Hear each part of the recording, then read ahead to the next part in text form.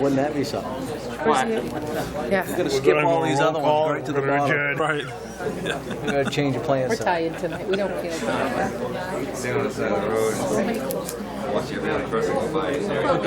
I hate that. Oh, they're doing this.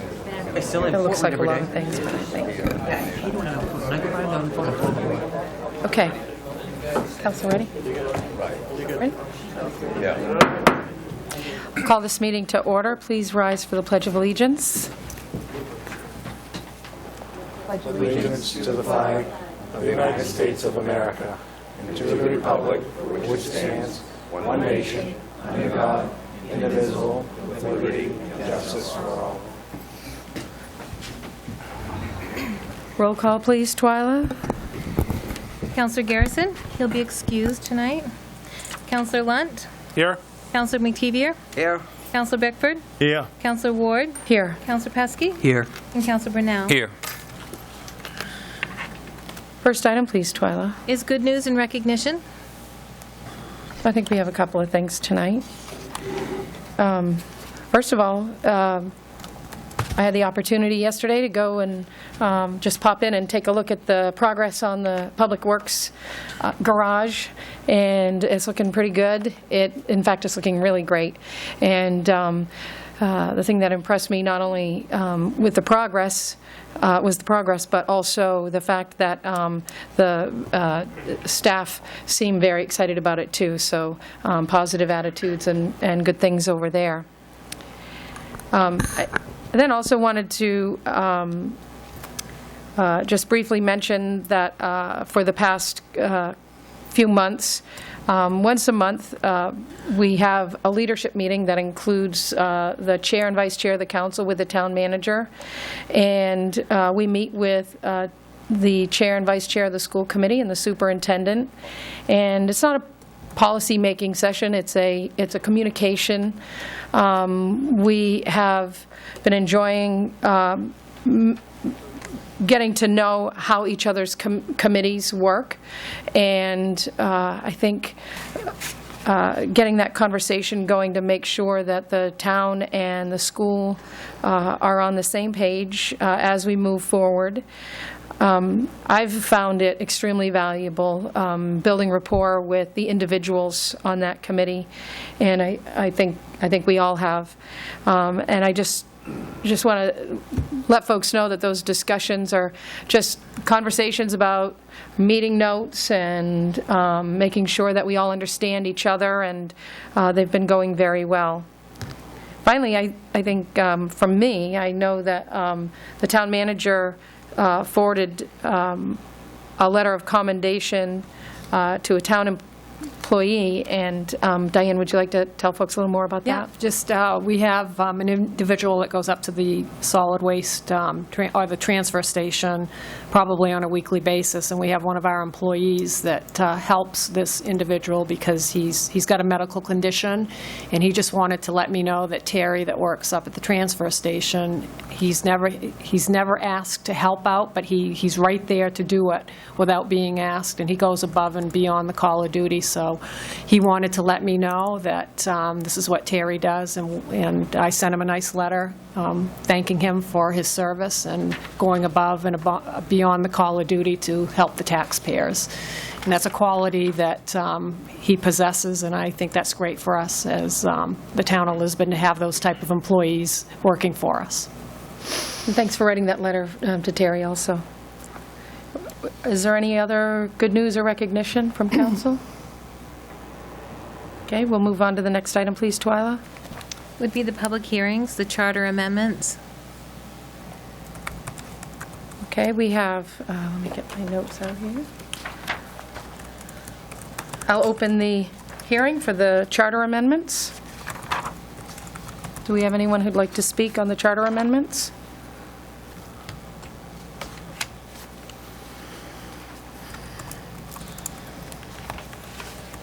Yes, Steve, good evening. Debbie Berry, Lisbon Falls, Maine.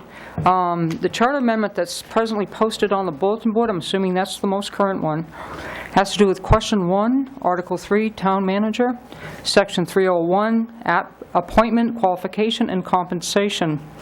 It actually says regarding actual experience will be considered. And my question was, is the individual being considered a graduate of the Edmund Muskie Government School?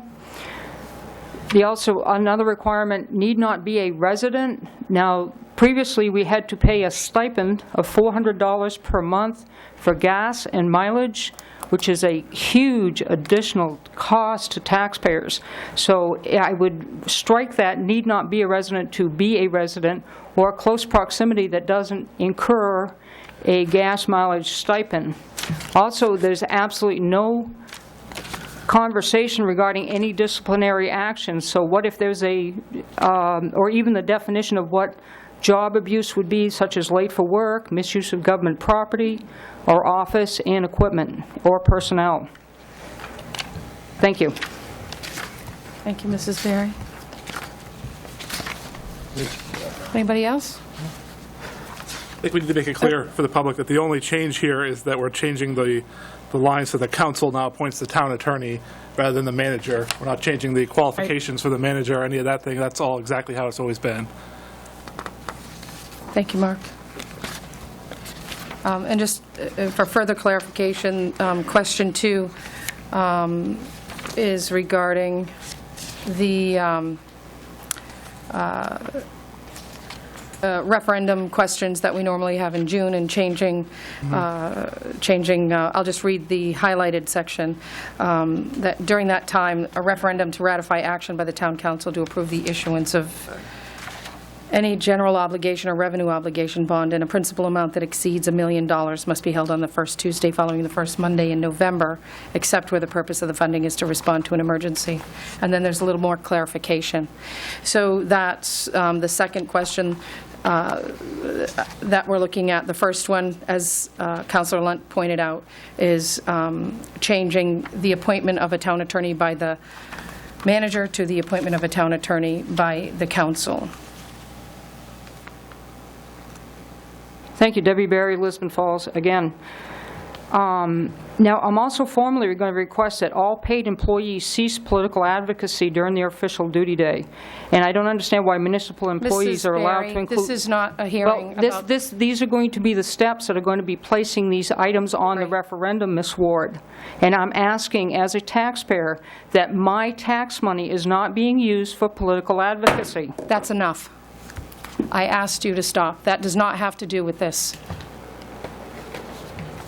In your opinion, Mrs. Ward. Thank you. Please try to keep comments, questions, opinions. We want to hear them all, but please try to keep them to the amendment during this hearing. Question 1 amendment, question 2 amendment, both of which have already been clarified. If anybody has any questions, comments, opinions, we do want to hear them. Do we have any further comments, questions on either question?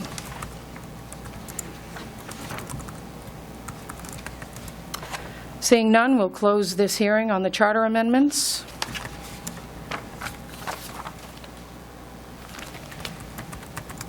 Next item, please, Twyla. Is the energy performance contract? I will open the hearing for the energy performance contract. Did you want to do an explanation? Actually, Mike O'Brien is here. Maybe if you could come up to the podium and summarize what this is, and then I've got a couple of questions for you.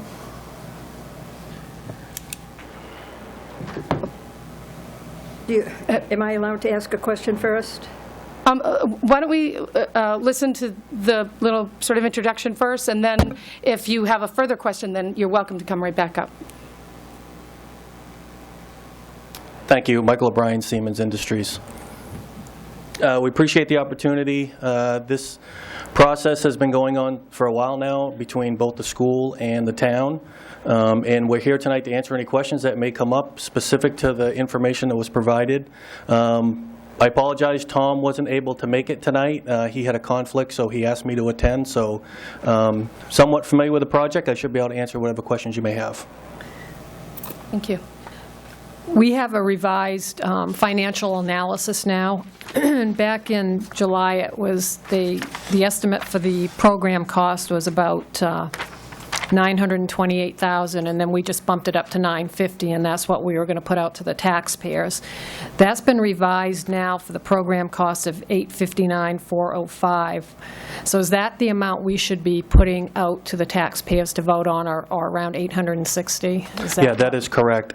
And initially what happened was that we had some assumptions built in on some of the scope items as we were creating the project and building the project. Okay. And we were able to lower the price by going out to bid and actually getting updated pricing as some of the FIMs, some of the energy conservation measures. So we were able to lower that number with having actual numbers for the actual work.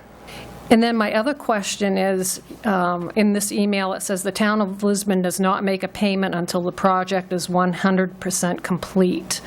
Can you explain what that means? I guess, does that mean we don't pay you, therefore we don't have to borrow the money? No, you still have to borrow the money, but essentially that we get the money from the bank as we're progressing through the project. So there may be a few invoices through that project. I think that refers to that during the construction process, all the savings that were measured are actually provided to you. It's not part of our cash flow analysis.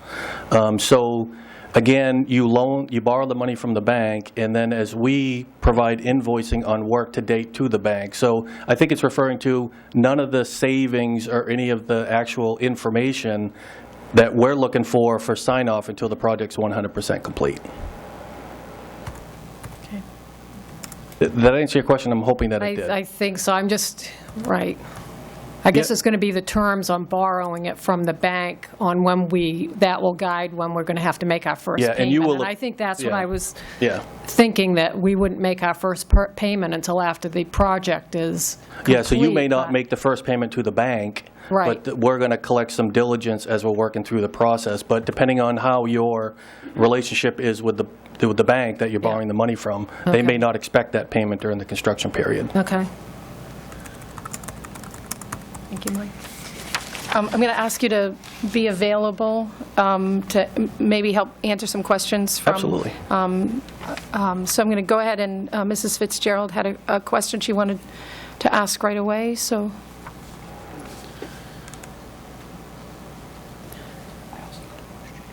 Dorothy Fitzgerald, Lisbon Falls. Yeah, I think my question was answered. I have been attending all of these meetings, and I know that this is supposed to result in cost savings to the town. This is going to be resulting in cost savings to the town for the school department and all town buildings, and I do remember that this is going to be asking the town to borrow some money to do this, and our taxes are so high. People are having a hard time making ends meet, paying their taxes, heating bills are coming up. People that don't own property just do not realize how difficult this is for people. I think Councilor Pesky has a comment. Yes, I do have a question.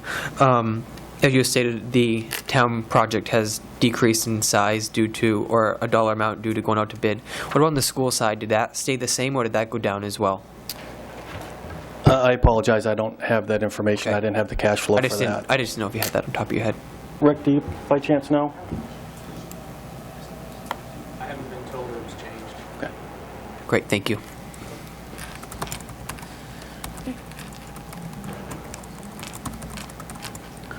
Brian LaRochelle, Lisbon Falls. I guess first of all, I just want to state that there is going to be a lot of questions, and I think Dot actually hit it on the head, the idea of people concerned. I mean, one of the things I just want to go back as is when I was on the facility committee, and still am, but we actually looked at the first project that actually came into being and worked with Siemens, and at the time, there was a lot of questions, a lot of concerns, but that project actually worked out really well. I mean, it was kind of a no-brainer in a sense. We actually got a lot of efficiencies, a lot of repairs with no cost. It was actually all paid back by cost savings from either lights or heat. There was multiple things that we did.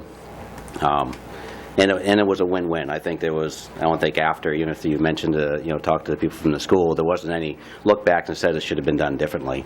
I was actually, when I was on the council, we, as a council, we started this process going forward because of the savings that was done in that first project. And I think it's really important, and that's why I'm speaking now, is the people that are listening to this on TV and the people in the audience that realize these projects actually come through with a lot of thought. These buildings that we actually are going to renovate, not renovate, but actually improve, either through lighting or for heating or from roofing and multiple things, of all things that the town needs to do. Every one of these projects are on a list of things that, not that we're going to do, that we have to do, and it's going to cost us money over a period of time.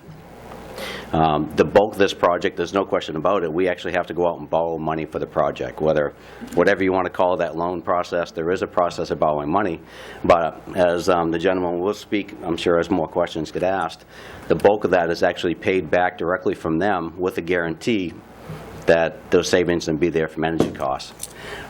With this project, I myself have been following this along, and the difference when we're on council, and this council does also, every year we actually budgeted money for building repairs and improvements. You have to, because your buildings just don't fix themselves. And the money that actually is over and beyond what there's going to be saved from this project has already been budgeted in the budget for repairs. So I think it's really important for people to understand that if the project goes correctly, which it should, and it is somewhat, it is guaranteed. It is. That there's no new budgeted money, so there shouldn't be any tax increase to the people. This is money that for this project that's already been well thought out, that will make instant improvements. I mean, the first day we connect that natural gas line into MTM, there's just going to be a huge savings. You mean, just because we won't be filling those tanks. So I think people really have to go with an open mind, thinking that these are not things that we're doing because we want to. These are projects we need to. Over the last, I don't know, Roger, how long it's been? 4 years we've been trying to fix the MTM building. By every year we do a little bit of windows, and we do a little bit more windows. So we take the pot of money we have and spread it amongst the town buildings, fixing little things. And we never get it all fixed. We just kind of patch it up as we go. This project's going to allow us to go in and, I believe, finished a lot of that MTM. Window siding. Window sidings. Gas conversion. Gas conversion. So it's going to take the MTM building for just one and actually not just piecemeal, but actually pretty much wrap up the efficiencies from heat and everything that people complain about. For years, when I was sitting on council, we'd have people complain about driving by MTM when it was 30 below zero and the doors wide open. And finally, with this project, we may be able to cure that, I would hope. Maybe the efficiency has been looked at, and with the improvements of the heating system and the windows and the controls, which is the most important part, these things to be fixed. So just to say again, I think it's important for people to keep an open mind when this comes to vote, because this isn't stuff that we kind of would hope to do. This is stuff that we need to do. And with this project, we should be able to get it done without expending any more money than what we already have budgeted. Thank you, Mr. I'm Leadership. sure I want other ones. Debbie Berry, Lisbon Falls, Maine. I'm not sure if I need to address this to Mike O'Brien, but while I was volunteering at the MTM, they were physically hooking up the building to natural gas at that point. Now, is that, excuse me, is that Unitil or Siemens doing that work already? It's not Siemens. Okay, so Unitil has already hooked up the MTM for natural gas. As Mr. La Rochelle had spoke, I don't believe it's hooked up at this point. The line is to the building, but it's not, the building is not being run by natural gas at this point. At least I didn't, from my knowledge.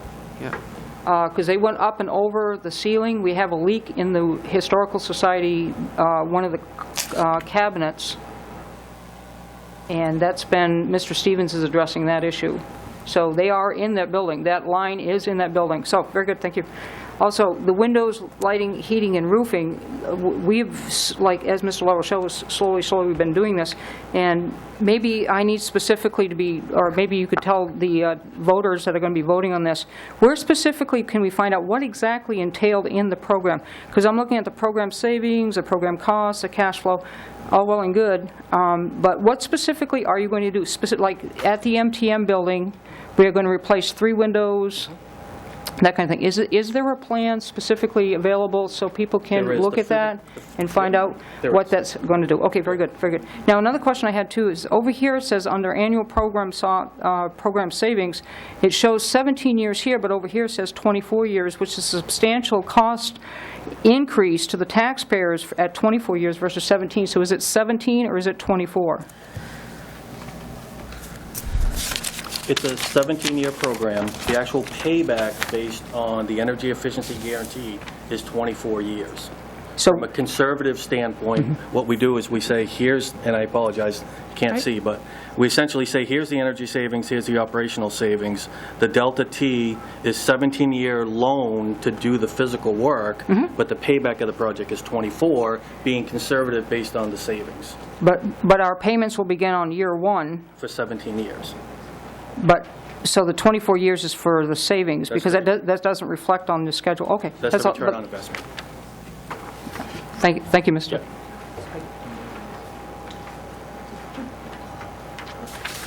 Hi, Tracy Austin, Lisbon resident as well as school committee.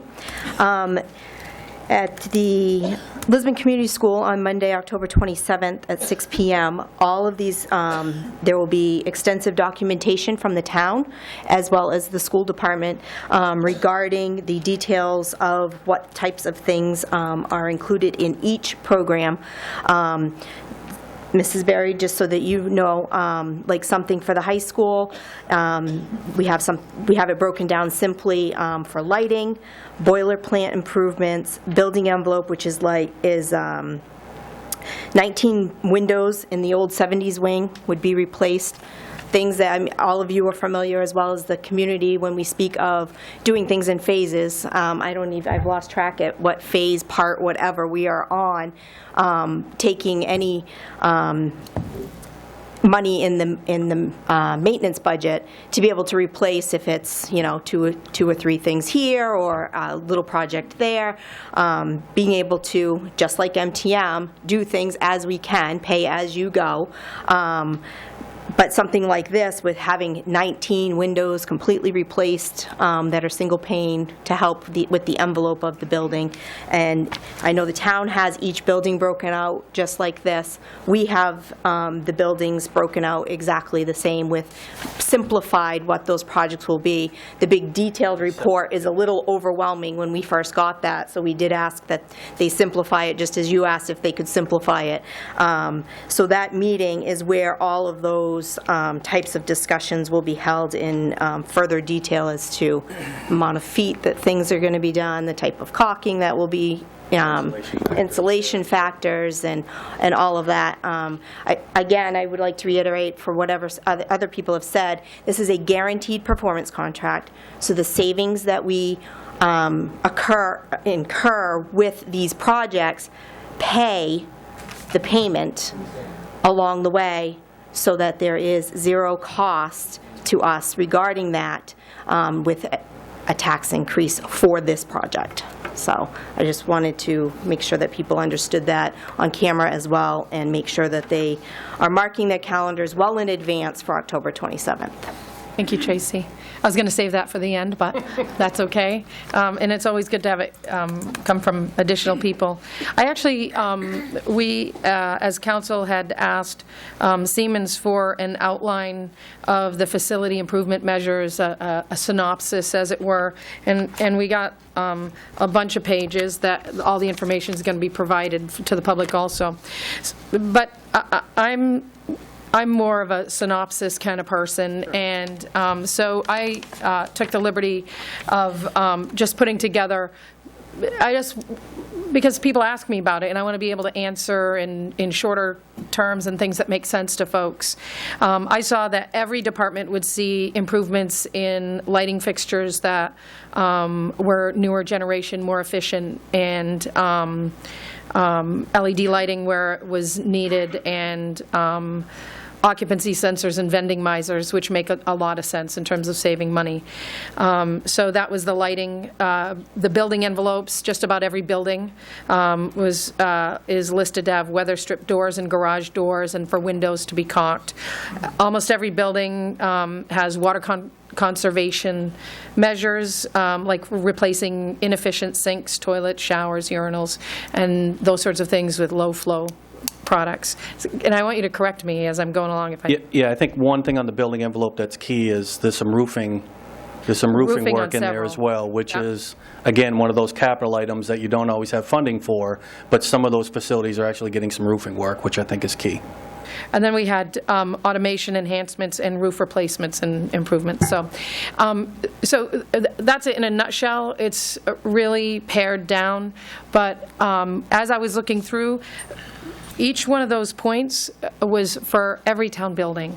I think seeing the savings in energy and water and fuel in general, I think across the board, is something that people wanted to know more about. And so I'm sorry I stole that from you. No, that's but okay. I just... Again, it is kind of comprehensive, so some work Is. being done at some facilities, other work being done at other facilities, but there is some standardization amongst And the that's not buildings. including individual work on the town office, the library, the MTM Center, Lisbon Falls Fire Department, E.T. Smith, Transfer Station, and the Sewer Department. So every department is covered.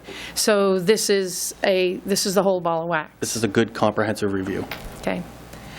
Do we have anyone else? Okay, Mr. Willie? Dean Willie, Lisbon Falls. I just wanted to get clarification. This is a guaranteed performance contract, and from what I'm hearing and piecing everything together from Tracy and everybody else and you, it does mean that there won't be a tax burden on the people, correct?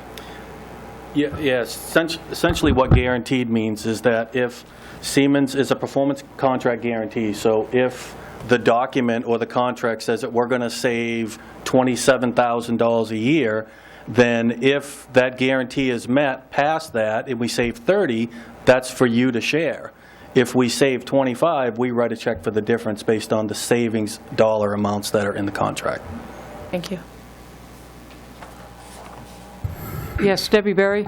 What is real to the taxpayer, though, is the amount borrowed from the bank. We will be on the hook to pay back that performance money. That is $1.143 million over I'm not sure if it's going to be a 10, 20, or 30-year plan, but we are on the hook for that $1 million project. The cost savings is it's sort of like going to the store, I guess, if you will, and you didn't buy the $20 purse and you thought you still had your $20 in your pocket. No, you just didn't buy the purse. I mean, we're on the hook for the $1.1 million loan. We are on the hook for that. We do have exposure here. Thank you.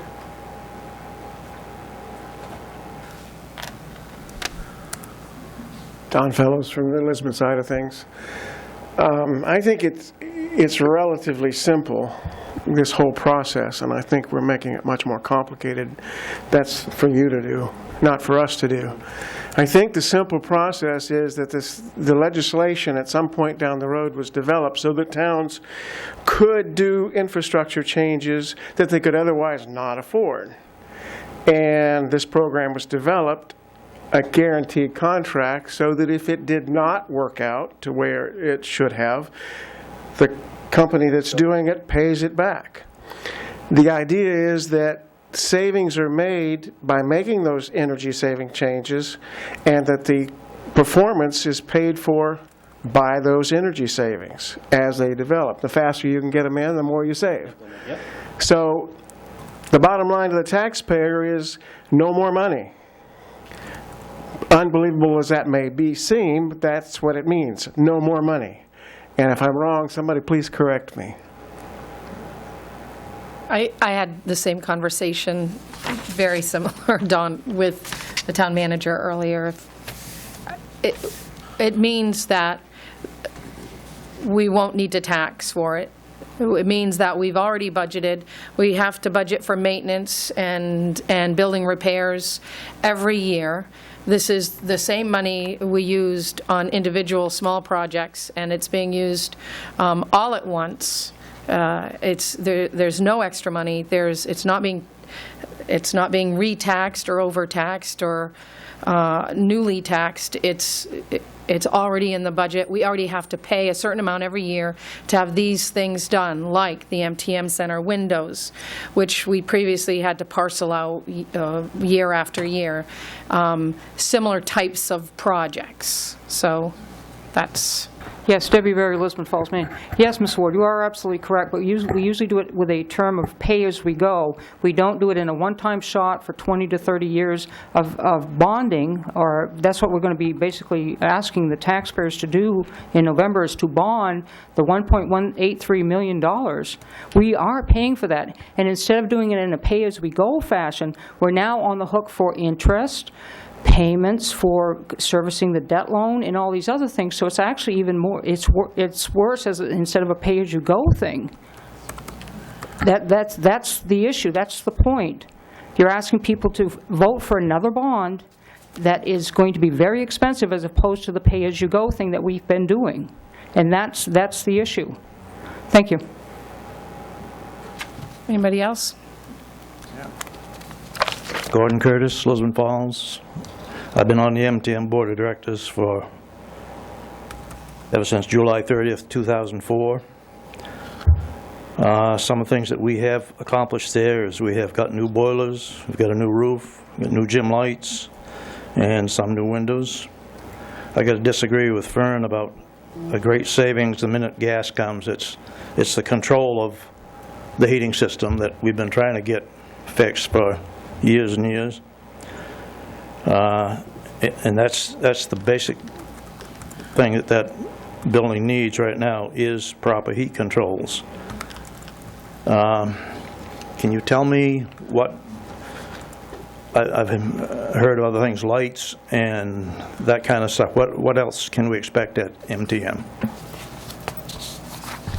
Yeah, specifically about the MTM is currently the way the boilers are set up right now, you get domestic off of one of the boilers, the domestic hot water for the building. We're looking to change that, so either or, correct, from a lead lag standpoint. We're talking about replacing the valves that are out throughout the individual classrooms and spaces. They have radiation valves now with older style, non-programmable thermostats. So if you set it at 72 and you leave on a Friday, it stays at 72 all weekend. So we're talking about making a more programmable control system in the building. Also doing hot water reset control on the boilers. So when we, like right now our home always kicks in at 180 degrees or whatever your aquastat is set for, we can control the temperature of the water based on outside air. So if it's warmer outside, we can have less of the water migrating through the system from a radiation standpoint. Each of the vestibules has radiant control valves, manual radiant control valves on the heaters. They're like a thermostatic valve. They're just a manual valve. At the front vestibules and some of the back entrances, we're going to change those. Yeah, those self-contained valves, we're going to replace those and put those more onto the automation system in the building. We're going to be able to do night reset. So we're going to be able to control the temperature at a lower rate at night based on outside air. So there's some control strategies in the building that we think are certainly going to help from an efficiency standpoint. Yeah, there'll be occupancy sensors in the bathrooms. The lighting throughout the complex, what you haven't already done in the building when they did their audit. So there could be outdoor lighting, there could be some common space lighting, kitchen area, common hallways. New lights, new light fixtures in the rooms? It depends on the type of fixtures that you have now. Some can be retrofitted with newer ballast. If they're older light fixtures, an efficiency main incentive program says, okay, then more than likely they'll be replaced. Thank you. Thank you, Mr. Curtis. Make one more comment or one more? Sure, Mr. Willie. I forget your name. Mike. I was just wondering if Mike could give us an example of other towns in Maine that have done this and what the cost effects that they've incurred, tax burden, what have you. So from a referral standpoint, specific to your question, the city of South Portland, we did both the South Portland School and the city, kind of a combined project similar to what we're looking at here. We're currently on a phase 4 of Oxford Hill School District. We've done some biomass and some different type of energy projects there. Again, we're looking at pellets now, installing some pellets in their boilers. So again, it's all been a guaranteed project. So it's been, at the end of the day, it's been, depending on the original savings intent and what the numbers were, we've met those guarantees on all the project. There hasn't been a project in Maine that Siemens hasn't met the guarantee on. So those are some other projects. We've got Maranacook, RSU 38. That school district has done 2 phases of a project. We currently have a project right now with the Warren School District, RSU 40. So there's been both municipalities, and again, this is a financial tool for not only districts but towns to make some investments and save energy at the same time. So I hope that answered your question. Thank you. Thank you. Again, Fern La Rochelle, one of the things I think is important too is with, I know especially on the school side, the idea of hooking up to natural gas was a big saver and a big contributor to making the project work. But one of the things that actually is key to this project is the idea of making sure it is efficient.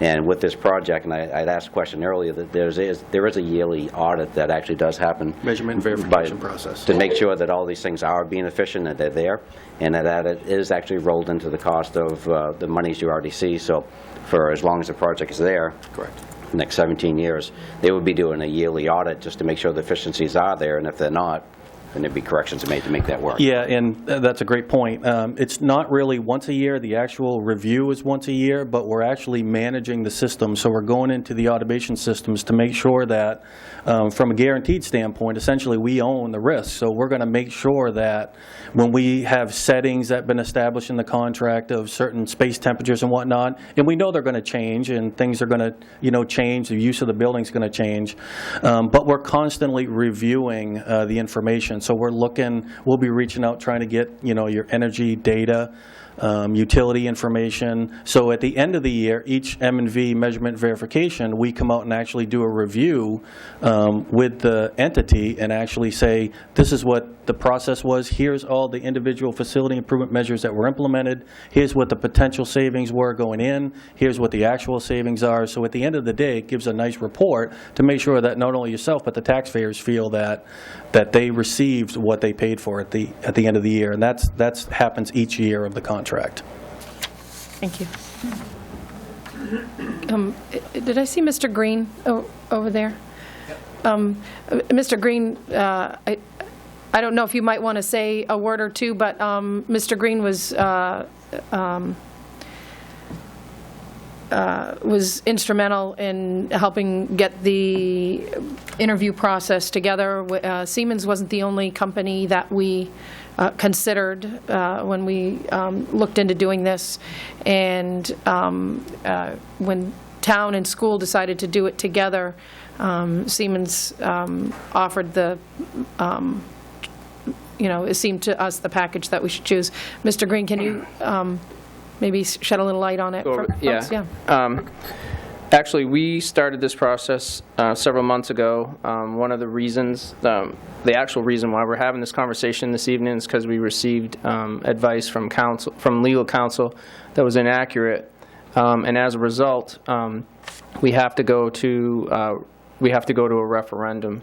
And that's one of the things that was challenging, because all along we were under the impression that because this performance contract was paid for through cost savings measures, that we didn't need the referendum vote. But there is language in the charter that's specific to the amount, $100,000 for equipment. So we've been having these conversations. We went through we posted this. I talked about it during our informational meetings for the gymnasium and the track.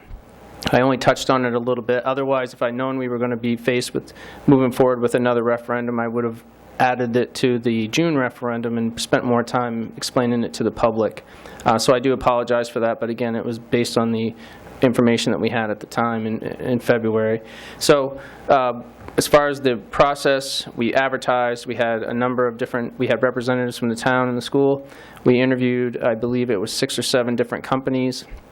The school department has a agreement with Siemens already. We've had that for a number of years. And so when we looked at all the costs of the companies coming in and do the energy audits, they were our top choice. And so that's who we selected. They went through, did a complete energy audit in all the different schools, created this list of things that we could fix, and they are paid for, again, they are paid for through the energy savings, and it is guaranteed. So as long as we don't change the settings, or which is very unlikely to happen. Then again, there should be no cost to the, there's no additional cost or no new money is what I always refer to the taxpayer. So I'm in full support of it, and again, I just wish that we would have had better information in February and we wouldn't be in this position, because we are getting close to crunch time. The school has over $900,000 worth of 0% interest funding for this project, and if the referendum fails in November, then we would lose.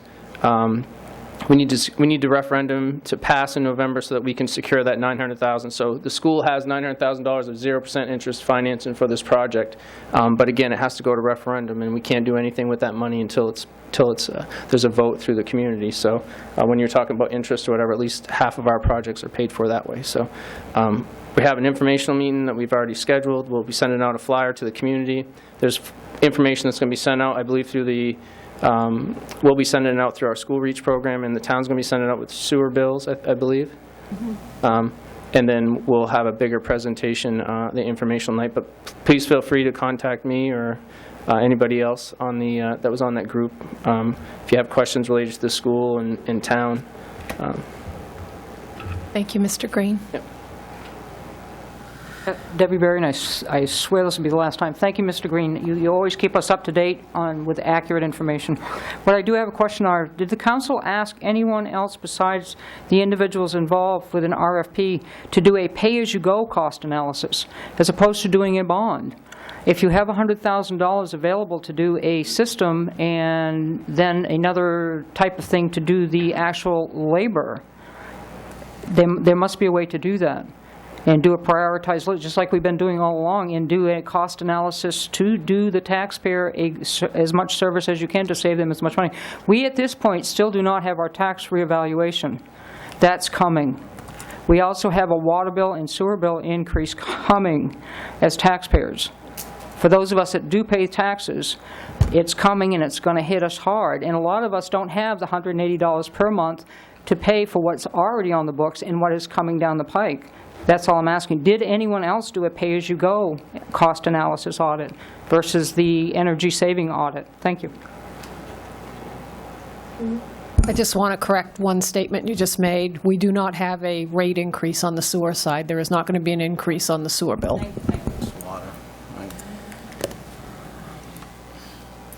I do have a question. Is this the only way that this can be done, is that we have to bond this?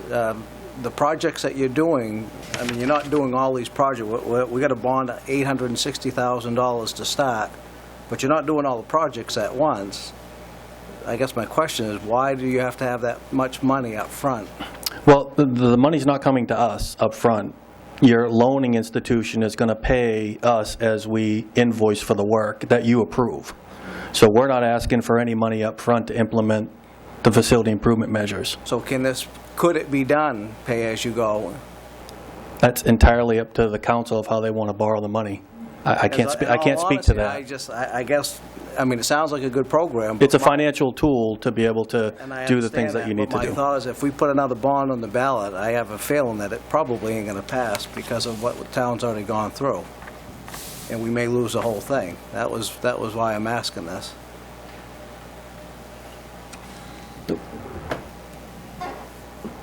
I'm going to kind of direct this to him, but speak out in public. Sure.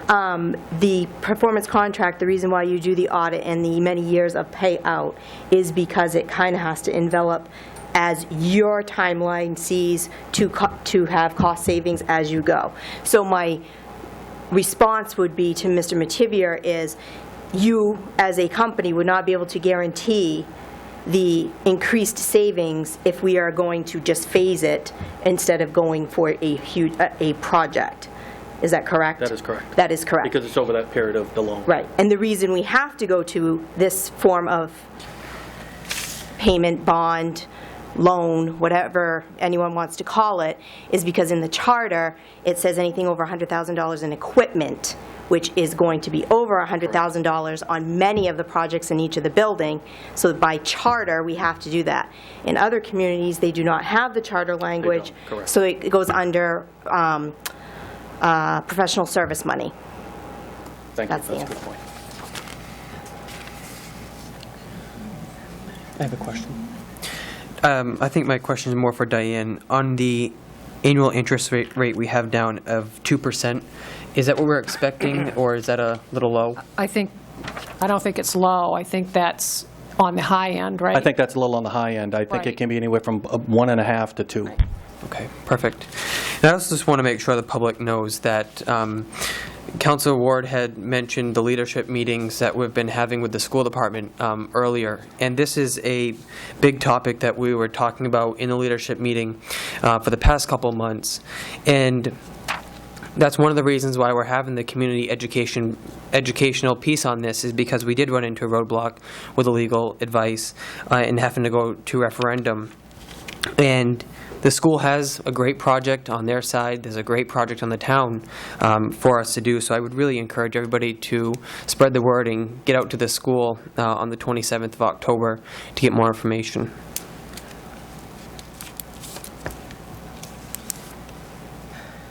Do we have anyone else who would like to speak? Yeah, I have a question. Okay, if you could just help me understand the numbers here, that the savings in the first few years are like $35,000 to $40,000 or so, and then the annual gross costs are like $68,000 or so for the every year. So I mean, we are kicking in $32,000 to $30,000 or so every year in additional money above and beyond the savings in order to pay back the bond. Am I correct?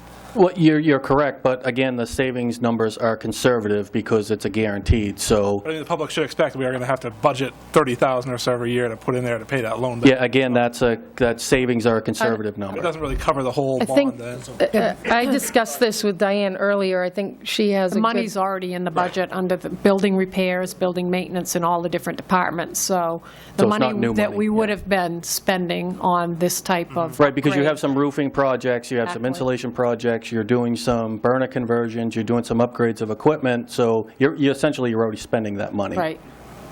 So we're not going to have to raise additional tax dollars. It's already in the budget.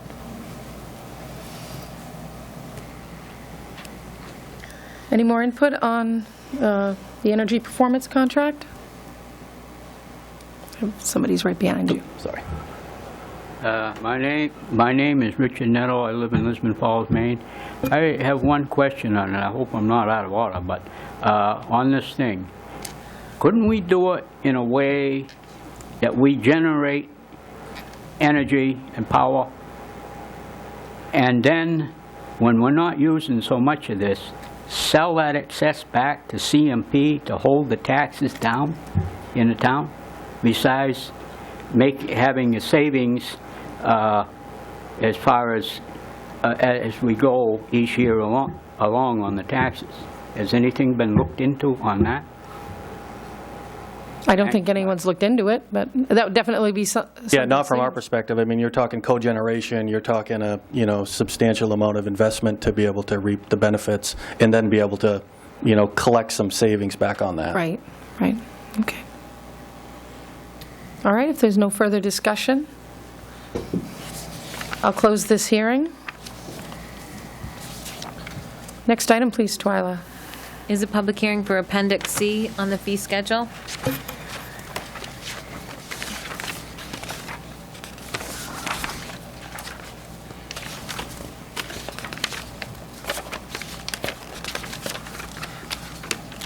I'll open this hearing. I'm sorry. I was looking for my notes, but I'll open this hearing on Appendix C of the fee schedule.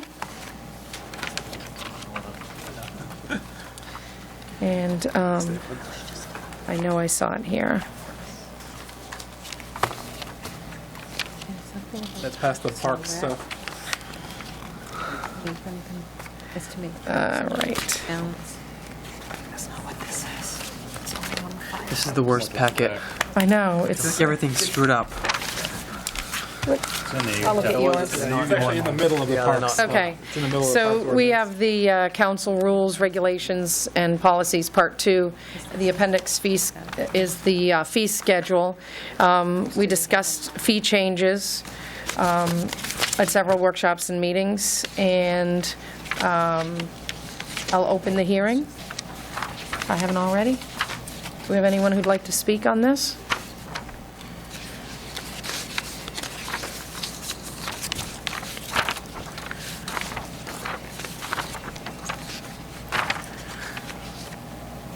Does anyone need, does the public have a copy of the? I don't know. No. This fee schedule is regarding the Beaver Park fees. Verla is here, she can... Yeah, maybe, oh, there you are, Verla. I knew I saw you standing up earlier. Do you have the copy that we proposed? Is it this one? Recreation and Parks. Yep. Yes, that's how we did it. Okay. That's...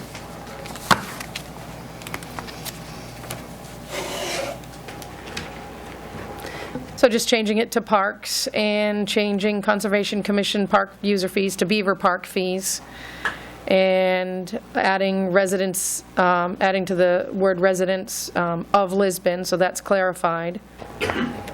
Increasing the sports teams per season to $35, the team practice single game $5. So some increases, but not an awful lot. Verla, did you want to tell us about? Well, we have a fee set up now for the lodge and for the picnic shelter. We didn't have that before. We're requesting a $25 deposit, which will go towards their final cost at $2 per person. So that wasn't in there, and group rate of $2 per person. So,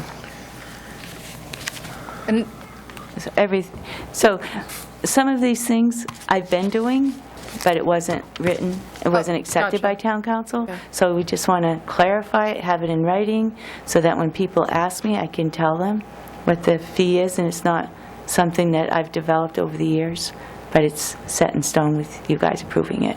Okay.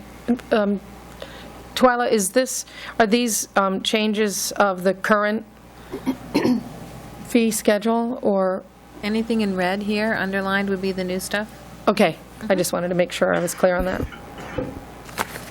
There's also one more, too. There's another page. The fireworks violations. We need to match that fee with the yes. ordinance. Got it. So we'll be deleting the $300 and putting in the current violation that go along with the ordinance that exists. I'm sorry, my packet is all out of order. I do have one question for you, Verla. For the Lisbon recreation field trips, the proposed fee is half the fee the rec department collects. Do you have any idea of roughly what that would look like for in dollars? Well, the reason we did that was we used to charge $1 per person. And when Mr. Lunt was town manager, he sent me an email stating that the rec department did not have to pay the fee. I feel that they should pay something, so I said half the fee. I don't know how much Mark charges per student for their activities, but they are collecting. So if they're going to use the park, I think the park should benefit from that. It doesn't have to be the half a fee. We could say 50 cents or $1, and I would be fine with that. But I think we should collect something because it takes. We have to maintain the park too. So that was my reason for it. So basically, you just wanted it to look in the revenue line like you want the revenue line to represent who is visiting the park, basically, because how I'm envisioning it is if I pay the rec department to go on a trip somewhere to, say, Beaver Park, and they collect $5, then that's going to go in the general revenue line, but you want to make sure it appears to reflect Beaver Park. Well, when they come to use Beaver Park, they pay a fee like everyone else would pay the fee. Okay. So, and you can set that, you can take that out and just say they have to pay like any other group using the park, $1. But because I'd gotten that letter, I wasn't charging, and before we got the letter, I was charging, but it was never adopted by town council. That was years ago, so Yes, that was years as of ago. right now, you don't charge them at all? Correct, because of the letter, Okay. which was never approved by town council. Okay. So the half is difficult. If you want to set a fee on there, just say they have to pay, $1 or 50 cents per person, since it's a town function, it's a town organization, maybe we only want to collect 50 cents to help support the park. So. Great, thank you very much for your help with that. I would just like to make it to know in, I would hope that the Recreation Department would not raise their fees to offset for the paying to go to the park. I hope that the current fee schedule for the Rec Department that they charge stays the same.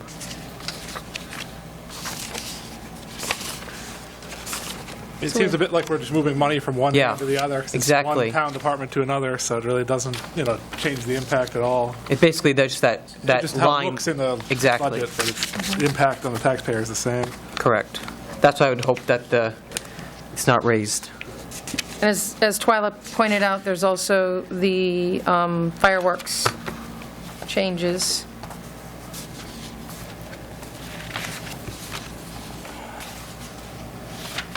Here it is, fireworks violations, but this was to bring it in line with what we were already doing. The state law. Also. Okay. 300 with the current fees and the existing ordinance. Okay. So do we have any further public comment regarding fireworks violations fees or recreations and parks fees?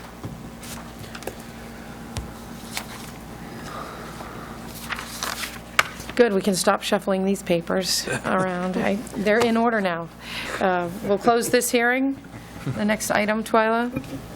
Is the public hearing for Chapter 30 Recreation and Parks, Article 2 Administration, Division 2 Municipal Recreation Committee, Section 3051. I'll open this hearing. I think if Dennis could come up to the podium or wherever he's sitting and just explain what the changes are in the ordinance. He did a lot of work with help from Furler on this. Sure that items for me up there versus down. Well, it's the public hearing is now, so it's probably a good idea that you explain it, then they'll vote later on. It is? That's a different item. Oh, is it? The fee schedule wasn't for the parks yet either, but. This must be the two alternates. That's what I thought it said here. Chapter 30, Recreation Parks. That's the code. That's the Recreation Committee. I think we might be doing something on the Recreation Committee possibly. I don't think that has to do with. Chapter 30, Recreation and Parks. This is titled Code of Ordinances. Yeah. Well, this is Part 3, and it says Part Part 3, 2. Park Regulations. Municipal Recreation Committee, were you doing something with the committee, rec committee, restructuring a rec committee or something? Oh, maybe that's what it Committee was. comprised of 7 members. I heard, but I don't think that's.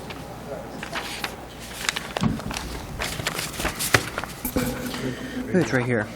Got it. That's what I'm looking at. I'm looking at the Article 3 Park Regulations. But the hearing is for Chapter 30 of the Recreation and Parks Article 2. No, it hasn't. Still not the same. I don't see that one.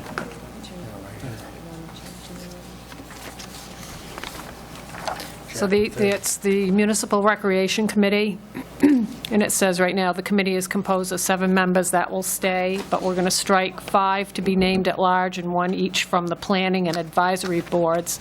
And we're going to strike that and 2 alternates is what we're going to add. And we're also going to add the committee shall prepare a report for the annual town report and strike the word meeting because we don't have a town meeting. So instead of 5 members and 2 alternates, it'll be 7 members and 2 Exactly. alternates. Right. Yeah, that's right there. That's in this packet somewhere, because I remember reading it. Me too. Right, yeah. Yeah, this is just a pretty minor change here to how many people To we're put a putting larger on. number of people on the Recreation Right. Committee. Right. Thank you. And there it Sorry, is. Dennis. We'll work together.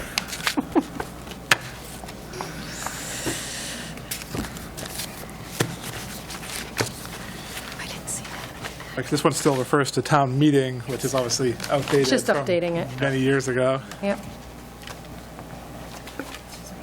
Is there anyone who'd like to speak on this section, Chapter 30, Recreation and Parks, Article 2, Administrative Division 2, Municipal Recreation Committee. So those changes to bring it up to date. I'll speak briefly. Debbie Berry, Lisbon Falls, Maine.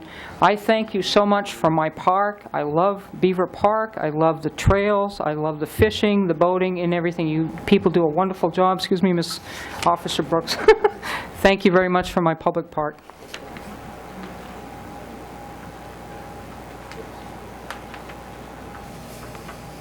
Okay, if we have no further comments, we'll close this hearing. Move on to the next item, please, Twyla.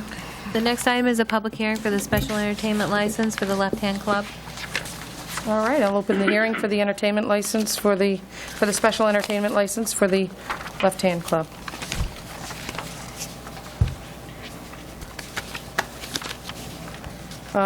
According to our memo, the public hearing was scheduled because the police chief and the code enforcement officer notified the town clerk that the inspections were completed, fees were paid, and this is something the Left Hand Club does every year. Do we have any public comment? Seeing none, I'll close this hearing.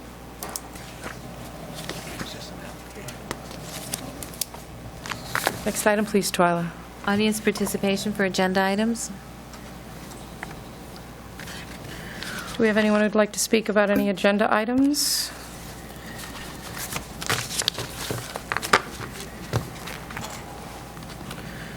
This is Richard Edel, Lisbon Falls, Maine. Speaking to this on the articles and in this thing here, if there's anything to do with bicycles or something like that, changing something or anything like that, if you could ask for my advice, because I ride all these roads here in town, and I know pretty much what's wrong with some of them, such as Lincoln Street, High Street, and Goddard Street. It's not handicap accessible when you come across from going down Main Street for a guy in a wheelchair, for one. The other thing is you have a problem over there with these sewer things. If a kid were to jump off the road with them real skinny tires that they now make for them BMXs, they'd stick right in there if they were coming off, because I know you turned them for the other bikes, but that needs to be changed eventually when you do the roads. That needs to be changed, because if they hit that, they're still in motion. They're going out. That's one problem. If there's anything like putting lines and stuff like that, like they did in Lewiston there on Pine Street, hey, there's a better way to do that. If you ask for some of my, my opinions, because I don't, I don't drive. I ride a bike, and I know from experience and stuff, and people later on when they start driving vehicles tend to forget those things, and I do it all the time. I mean, I'm all over the state sometimes, and I would appreciate, somebody would ask, and I could, I could probably help you out on some of those things. Thanks. Bye. Thank you, Mr. Netto.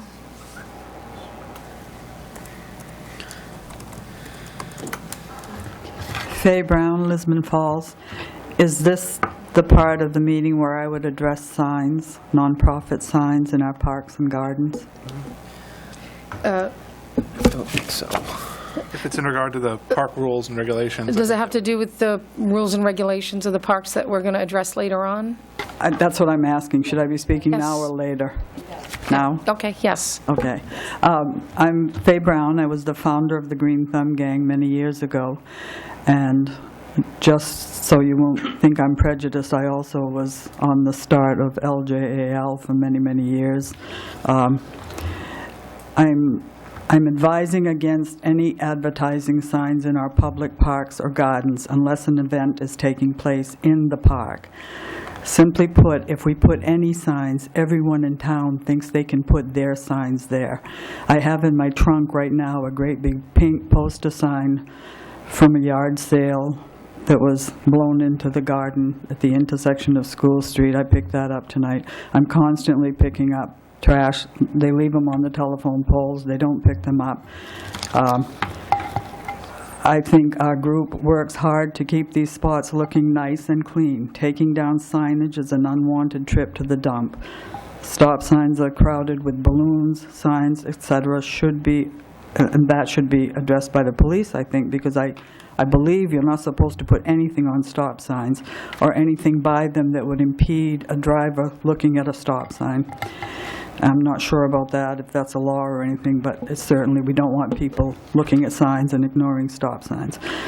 We work so that our town has a nice look. Whenever a sign is placed in our parks and gardens, it detracts from the beauty, especially the huge signs that the fire department uses before the Moxie, I call it a shakedown, on 196. They're left there for the Moxie Festival. They're left up for a couple days.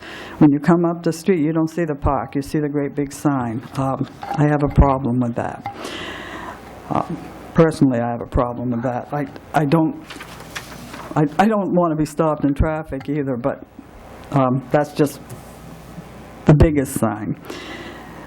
I have taken many yard signs out by large gardens many times, including the memorial gardens for Thomas Field and Bolbolia. Now, these are mostly people selling things in yard sales, but as I say, if you put any signs anywhere, they think they can put them anywhere. And I took it to the people's homes and I explained, and they were very nice, but it just doesn't make sense to me to put them in any of the parks and gardens. I have seen huge plastic signs obliterating the entrance to the gazebo on prom nights and Mother's Day, advertising events at the high school fields. Moxie signs blocking the Welcome to Lisbon gardens. Right across, they had one year right across the whole, when you come into town from Topsom. You couldn't, I mean, that's what you saw. Your eyes will go to a sign, I think, before, and we really want people to think that the town looks nice, and I think these signs truly do detract. School events, or for anything, school events can be advertised on-site, online, sent home, on the 196 electronic boards, perhaps the credit union, I've seen them advertise nonprofit things before, and town office boards, in the newspapers, in the businesses, and in citizens' yards. If somebody came to me and said, "Faye, can I put a sign out in front of your barber shop?" I'd probably say yes. You have friends, you have family, especially school events and stuff like that. People are more than willing to help you sponsor your event without having to put it in the parks or gardens. Town events such as Moxie have a great website, newspaper advertising to every household, and a map of all event activities. Again, any private homeowner can exhibit these signs also. Any citizen can, well, I guess I'm done. And maybe there might be a consideration of some sort of kiosks in other areas that don't detract from the parks and gardens. And I don't mean that to demean in any way these people that are trying to do wonderful things. They're all good events, but we work hard too, and that is what I've seen over all the years of being involved. If you put one sign anywhere, people think that's where you should put all signs. Thank you. Thank you, Faye. I'd like to also respond to this potential sign ordinance or the issues that have been brought up. Unfortunately, our beautiful gardens are on the prime pieces of real estate for information for a lot of our nonprofit organizations, our town-sponsored events. That is what promotes people to come into our town for certain items and events for those organizations to earn the money to support the taxpayers, children, senior citizens, plethora of organizations that need these events to be advertised. And yes, the kiosk is a great thing here and at the school, But as you know, driving that, you may catch one or two. You do not catch them all. I think that if you are to try to find a happy medium in these types of occurrences, yes, I can understand Faye's concern about lawn sale items and things like that, but when we're trying to get people here for Moxie and people here for, let's say, LJL Carnival or a pancake breakfast, unfortunately, the lot across from the school and the one coming into town on the curve are prime locations to advertise those events.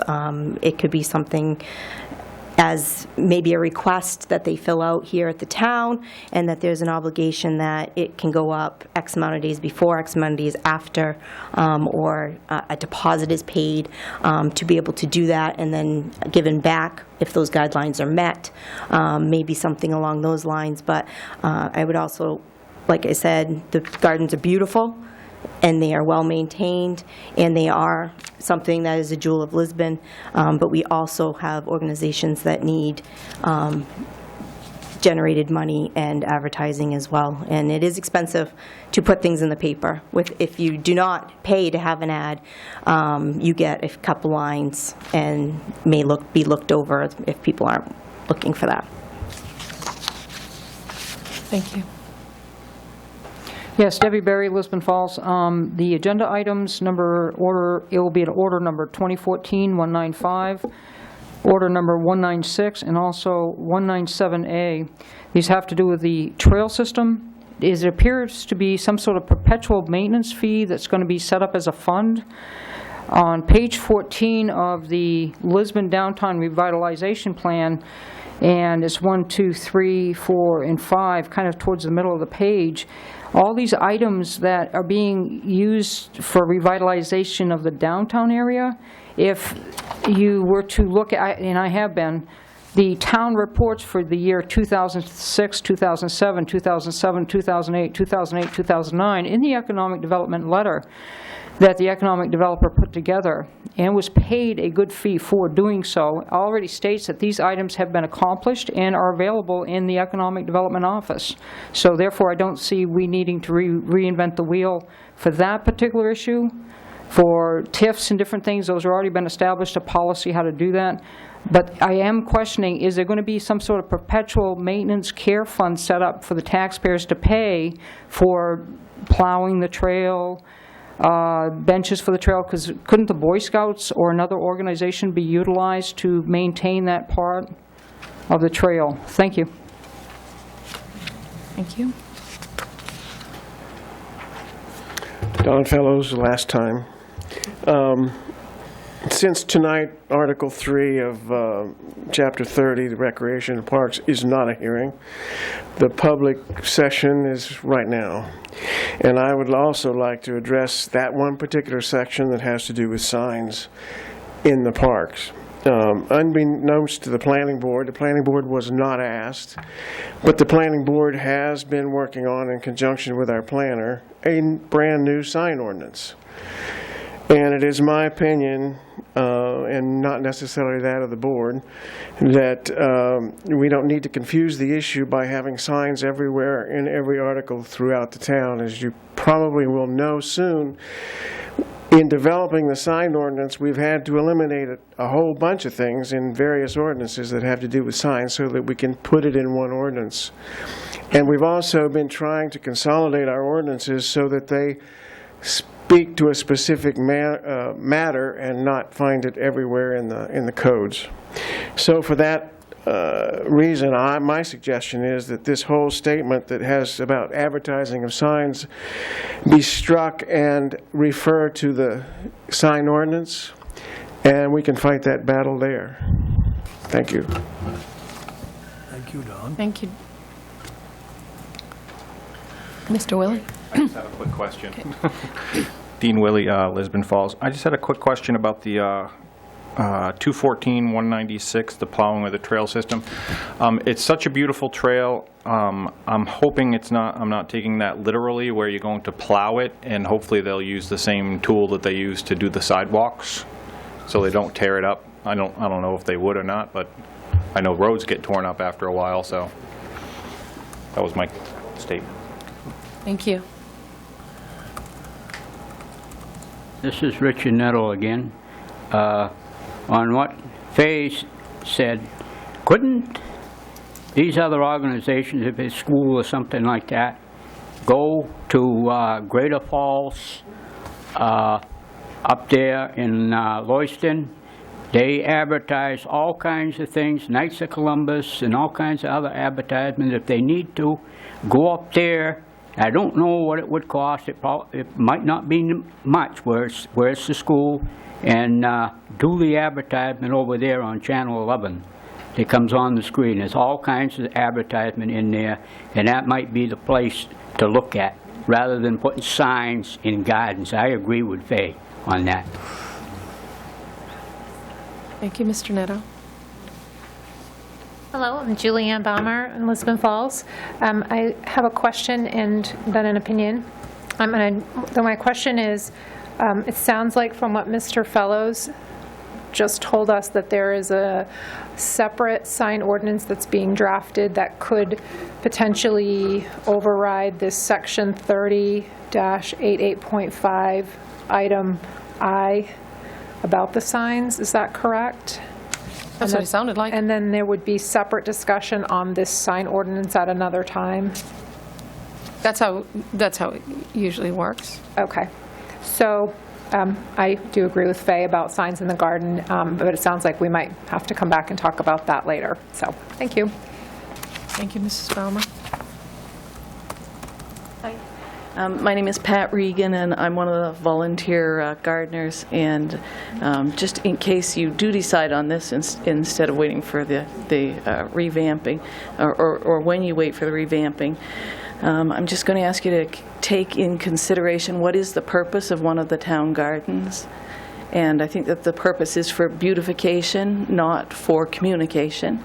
I'd ask you to consider that a lot of thought goes into these, even though most of us are volunteers. A lot of landscape plans go into it. Those of you who have gardens know what I'm talking about. A lot of thought about bloom time. A sign that's put up might not realize that the lily behind it has a 1-week window of opportunity. The color scheme is important. I was driving into town the other night right before homecoming, and I guess there must have been some sort of dance going on because there were young women lining up to have pictures taken in the gazebo with their boyfriends. And I just want you to think about those girls and their beautiful pastel and whole bean supper. Thanks. Thank you.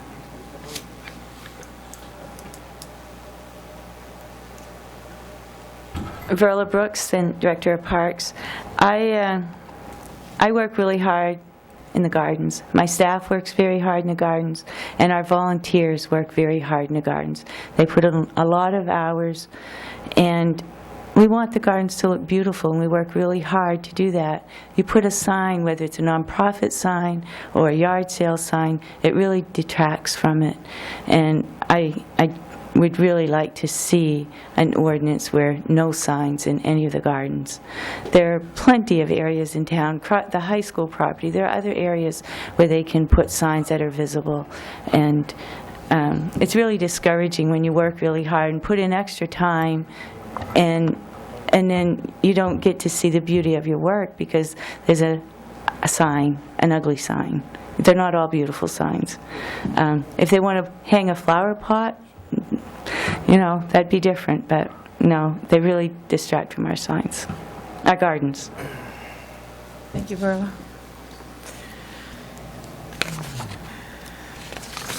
Do we have anyone else who'd like to say anything about agenda items? All right. Next item, Twyla. Is audience participation response?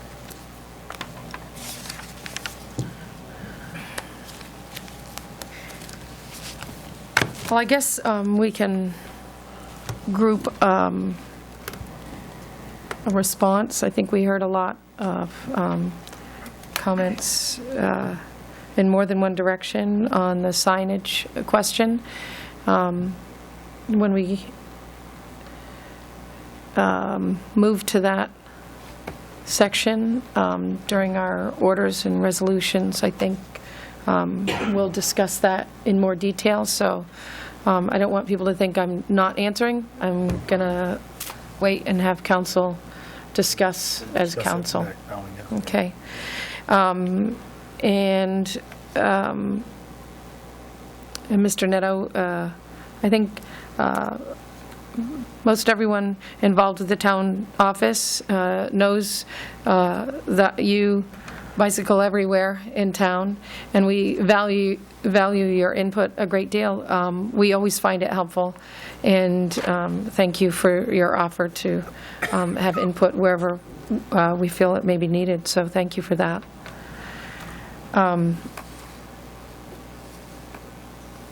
I think other issues will also be answered as we continue council discussion of the items at hand. So we'll move on to. Can we address Mr. Willie's concern about the plowing of the trail? I believe. Oh, we yes, don't use I the thought we were gonna town talk about- plow trucks to plow that. No.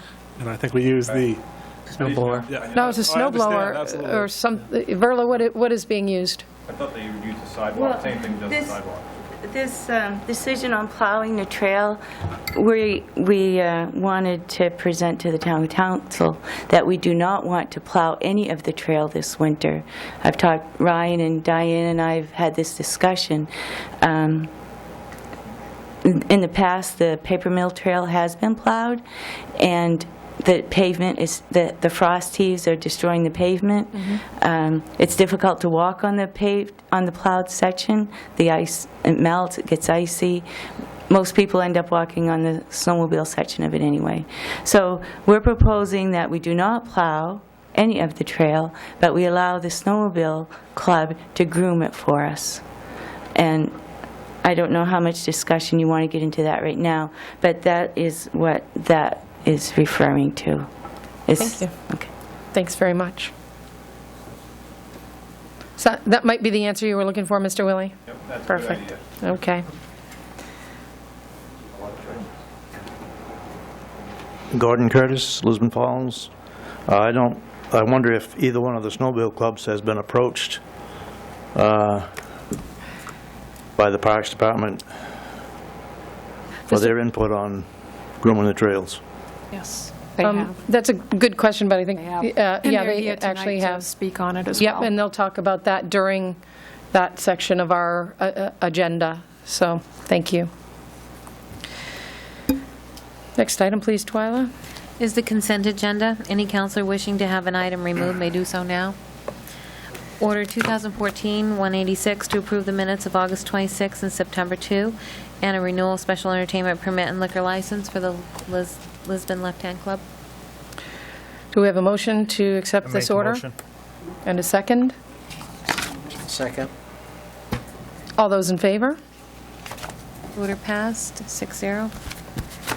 Thank you. And the next item, please. Under council orders, ordinances, and resolutions, Order 2014-187, Appendix C, fee schedule. This is both the, this is just the fireworks, okay.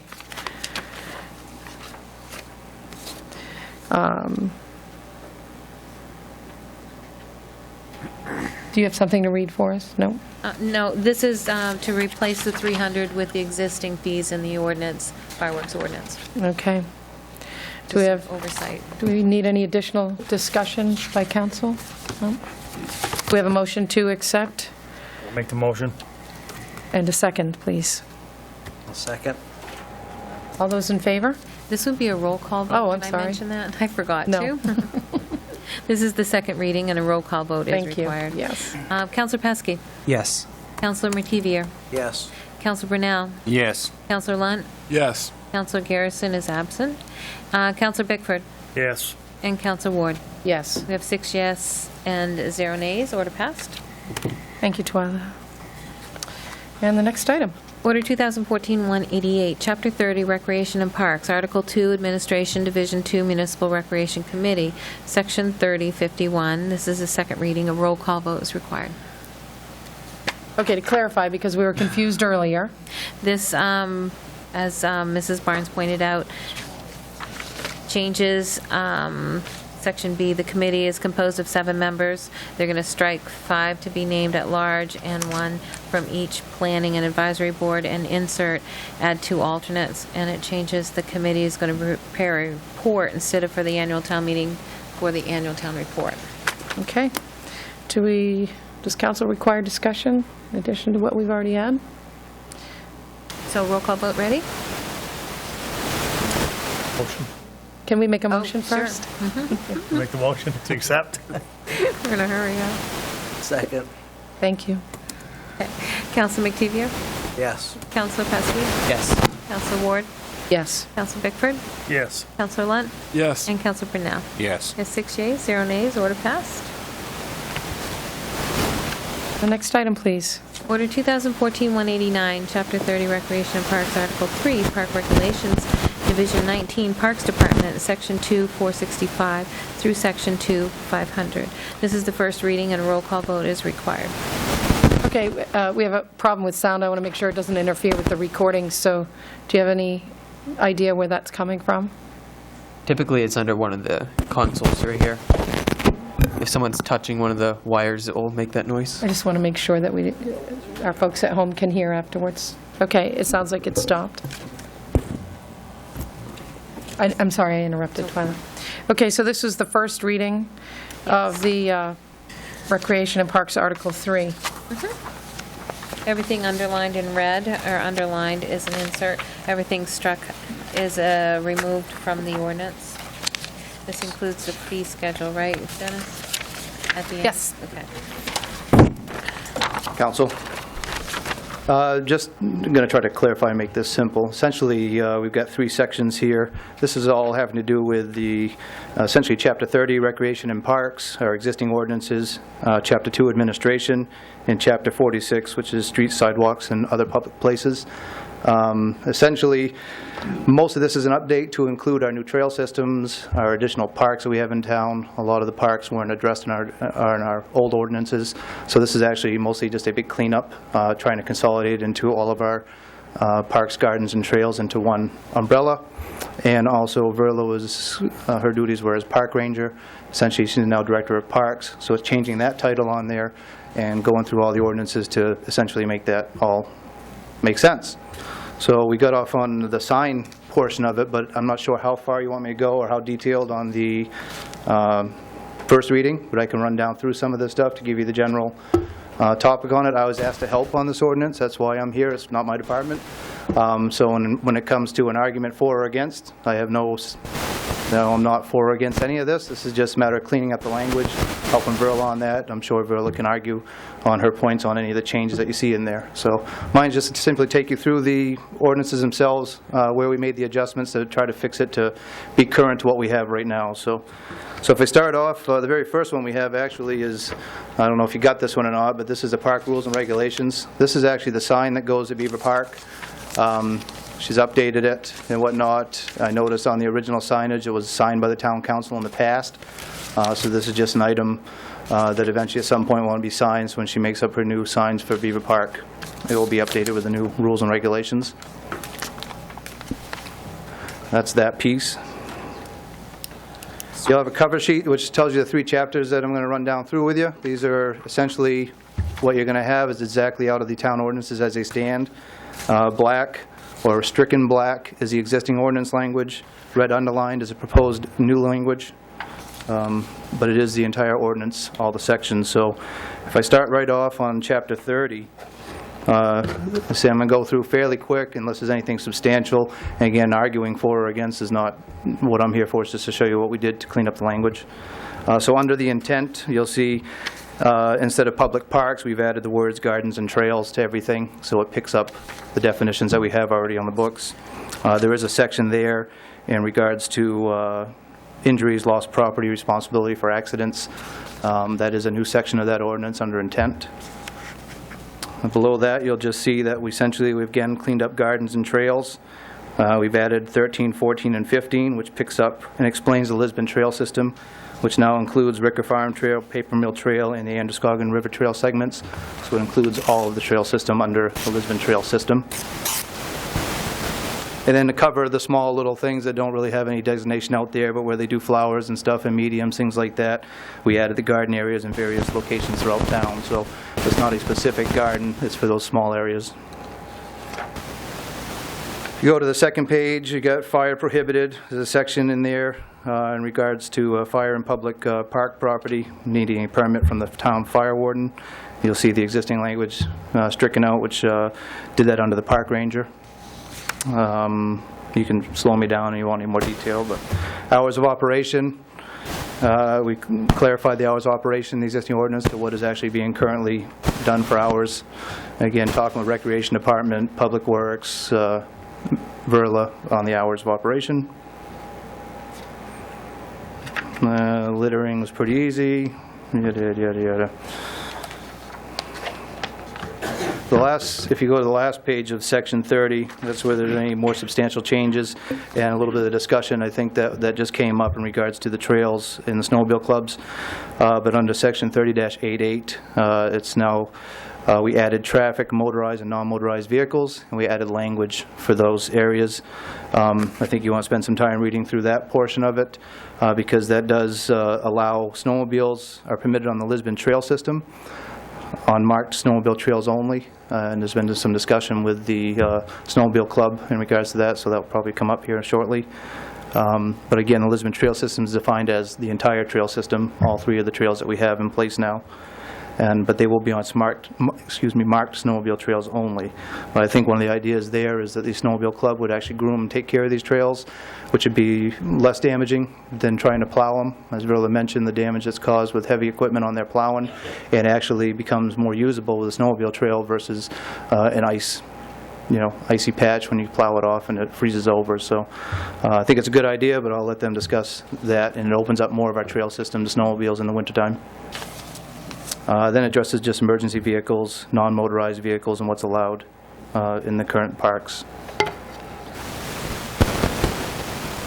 The heated topic is the next one on the 3088.5 special regulations. We kind of got ahead of this one. This is in place prior to, we do have, the planning board has a document, they just finished up a new sign ordinance being proposed that's coming for the council. Had to wait 30 days after the approval from the planning board, so that's why you haven't seen that yet.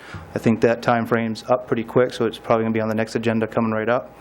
My recommendation also, one of the problems I deal with in code enforcement is finding sections that say different things in different areas, and then it puts me in a real jam. Okay, this says one thing, this says another. So if I can take you down to I under 30-885 special regulations, you'll see the portion that's crossed out.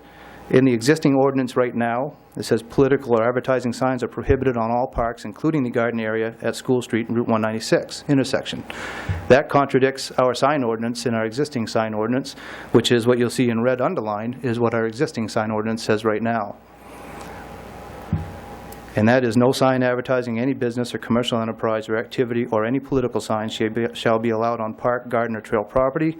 Signs for a limited time and for a limited purpose for advertising community events or events sponsored by nonprofit agencies may be permitted with the issuance of a permit as provided under Section 9136.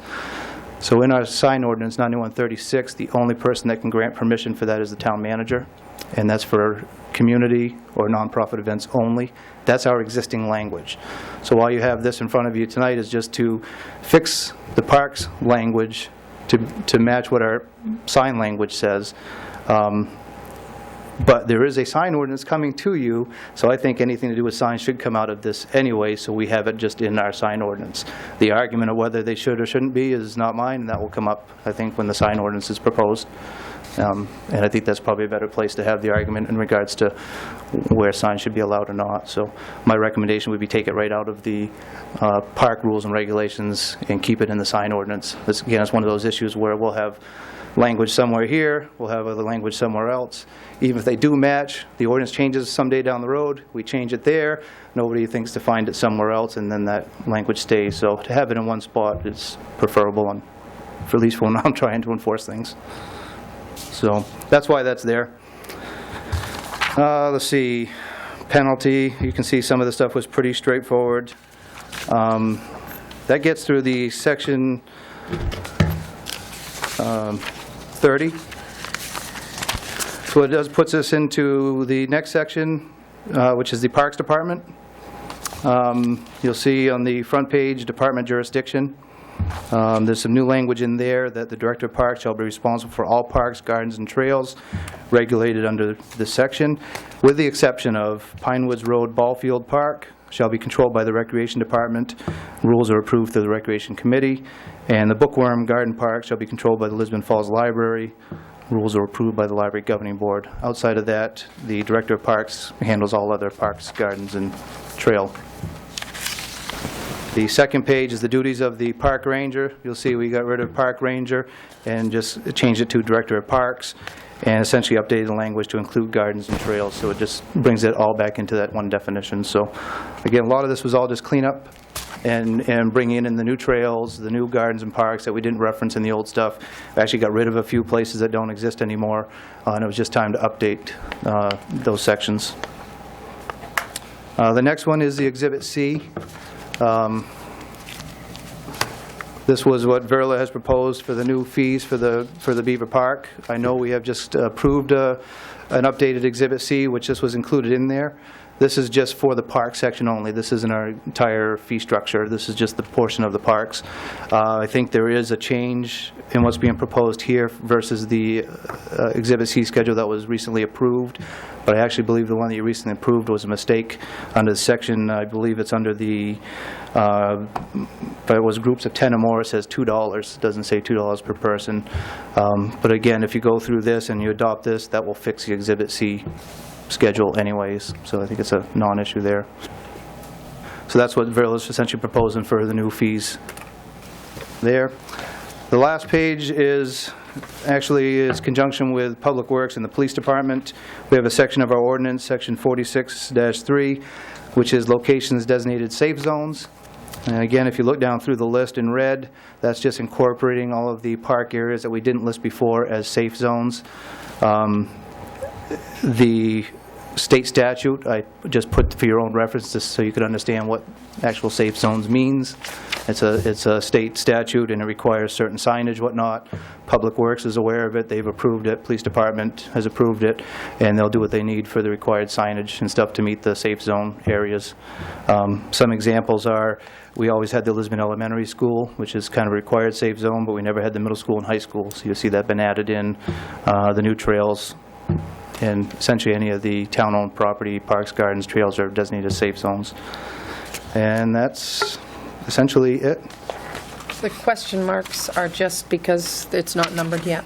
They were question marks because I had to work with the police department to find out if they want to actually include them in there. I talked to Bernie and whatnot, and they feel all the parks and stuff should be designated safe zones, so those question marks don't need to be there now. They should all be included in there. And highlighted the Lisbon Community Policing Advisory Group. I just wasn't sure if that existed. According to Bernie, it does. I don't know if it's real active right now, but it does exist, so you can ignore that highlighted piece. That was just more a note for me to find out if it was even still relevant. So this was kind of trying to get the three sections of our existing ordinances to all talk to each other and be on the same page and incorporate the new trails, gardens, and parks, and to increase the duties that Verla has already undertaken in regards to being responsible for all of them versus just Beaver Park. So I think I'll open it up for questions from council, and maybe the town manager can answer some, maybe you can answer some, Dennis. Is there anyone who has any questions? I think we ought to strike all reference to signs out of this. And I do know that the board has been working very hard on a signing ordinance. I haven't spent too much time on their workshops because it's not my thing, but I've gone to quite a few of the meetings and I know they're trying very hard. I'm going to say that I would urge the planning board to take the comments that we heard tonight about this sign language about signage, because we heard some strong, I was going to say opinions, but I mean, I think they're just very heartfelt and well-meant comments, and they all made sense. So I would urge the planning board to keep them in mind and incorporate these thoughts next time you talk about the signage. Dennis, we would just refer to the sign ordinance in that section instead. Okay, so I guess I agree with Roger that if we refer to the sign ordinance in that section, and so not to put, again, I don't want to put aside the comments that were pros and cons about signage in the gardens, because I think it was, let's see, Mrs. Regan, I think, said that the purpose of a garden is not communication, and I think that sort of rang a bell with me. On the other hand, they're public areas, and so I think there's a lot that the planning board can discuss to come up with a good sign ordinance I for think us. the sign ordinance has already been approved by the planning board. It's just sort of in the space before it gets to us, so I don't think Right. they can really go back and adjust it again unless we refuse it and send it back to them. Well, Could always do that. no, Right, we but- can. Yeah. Go ahead, Don. On the first reading, you can do the same thing we did here. Right. If the planning board comes up with a formal reading, a formal way of wording that, and how it should be inserted in the sign ordinance, they can present that to you then, incorporate it or not. Okay. Okay, that's, Through the whole process. So, Okay. so if the planning board could take the comments that we heard tonight and take that into consideration, I think that would be great. I had a question about the first section on intent. Is this, Dennis, is this standard language, or Diane, is this standard language on the intent? It looks standard to me, but I just, Honestly, it's been a long time since I did this, where that, it was standard language that was put in, and I think it came out of another section of our ordinance language. For memory purposes, I'd really have to go back to my notes and find out where. I think I just wanted to make sure that there wasn't a loose end, and then, a lot of what you've done is take out things that we don't need anymore, The so. key word there is which are beyond their control. Okay. So we're not going to be responsible for things that are beyond our control, like floods or natural acts or accidents, injuries, or loss of property by fire, theft, wind, and so forth. Okay. Because we wouldn't be negligent in that realm, so All right. I don't see a problem with that. Yeah, let's see.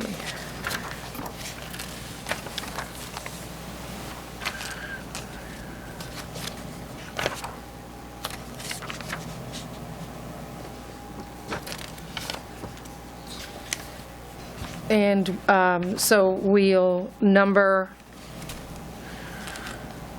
on that last page, we'll number those items so that when we have the next reading. I think when we codify it, it will take care of itself. Okay, good. Numbering has always done that way. And the only question the last question I had was on signs for the safe zones, and Dennis already answered that. It gets done already.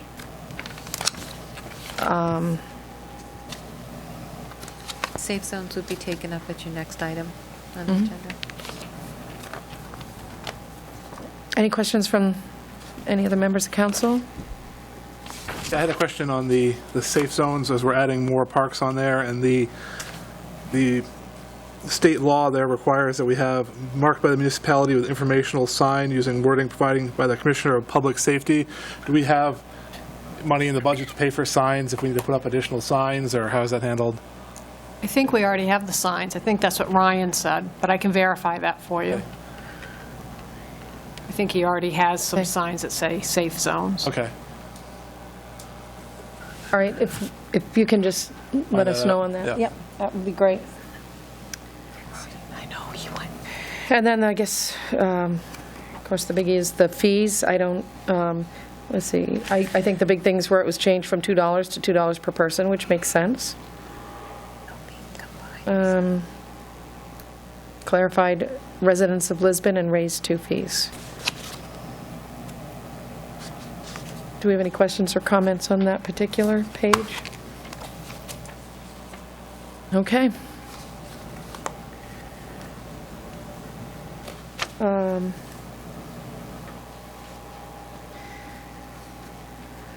So the next thing we need to do is, this was the first reading. Yes, this is, you've been discussing 2 items, just so you... Right. Okay. Actually, because he did the There's Beaver another Park rules and regulations first. So I probably recommend you take one vote for each item as Okay. they come up. So the first one is, can you read it for me? Sections 2463 through sections 500. That would be just the Beaver Park rules. This would be the Park Regulations, Division 19, Parks Department, Section 2465 through Section 2500. There would be a roll call vote. Okay, so this is council order for the ordinances 2014-189.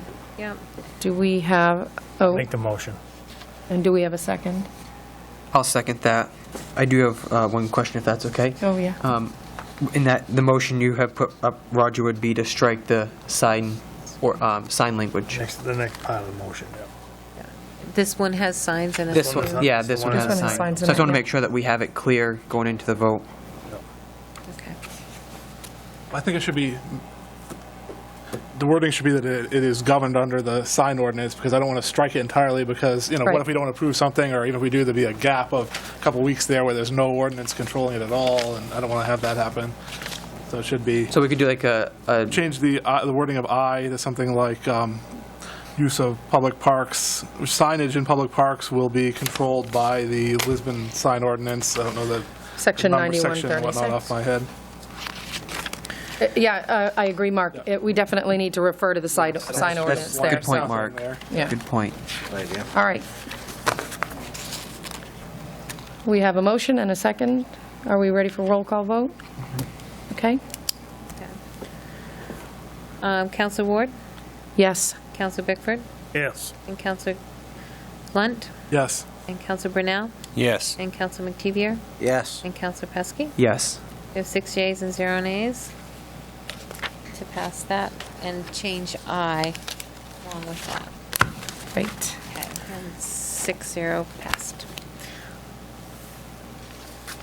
And the next item, Is Order 2014-190, Chapter 46, Street Sidewalks and Other Public Places, Article 1 in General Section 46.3. The first reading of roll call votes required. okay, and that's the,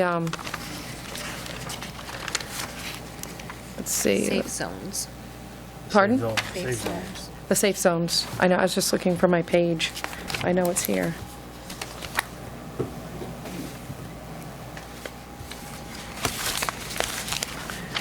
Got it. So do we need any further discussion? We discussed it at the same time as the other, I think. Okay. So do we have a motion to accept? I'll make the motion to accept. I'll second it. Is this a roll call too, Twyla? Yes. Thank you. Okay, Counselor Pesky? Yes. Counselor McTevier? Yes. Counselor Brunel? Yes. Counselor Lunt? Yes. Counselor Bickford? Yes. And Counselor Ward? Yes. 6-0, 0 nays. Order passed. Thank you. And the next item is, Twyla? Order 2014-191, Beaver Park Rules and Regulations. These are policies, and they do not require a roll call vote. Okay. So that's the rules and regulations sign that Verla had provided us. Do we have any questions about this? It looks almost the same as it did before. Yeah. No. All Make a right. motion to accept. I'll second it. And all those in favor? Order passed, 6-0. And the next item?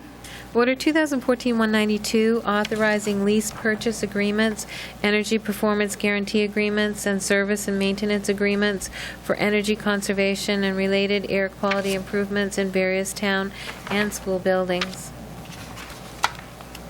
Okay. This is following our hearing that we had earlier this evening. Does council want any additional discussion?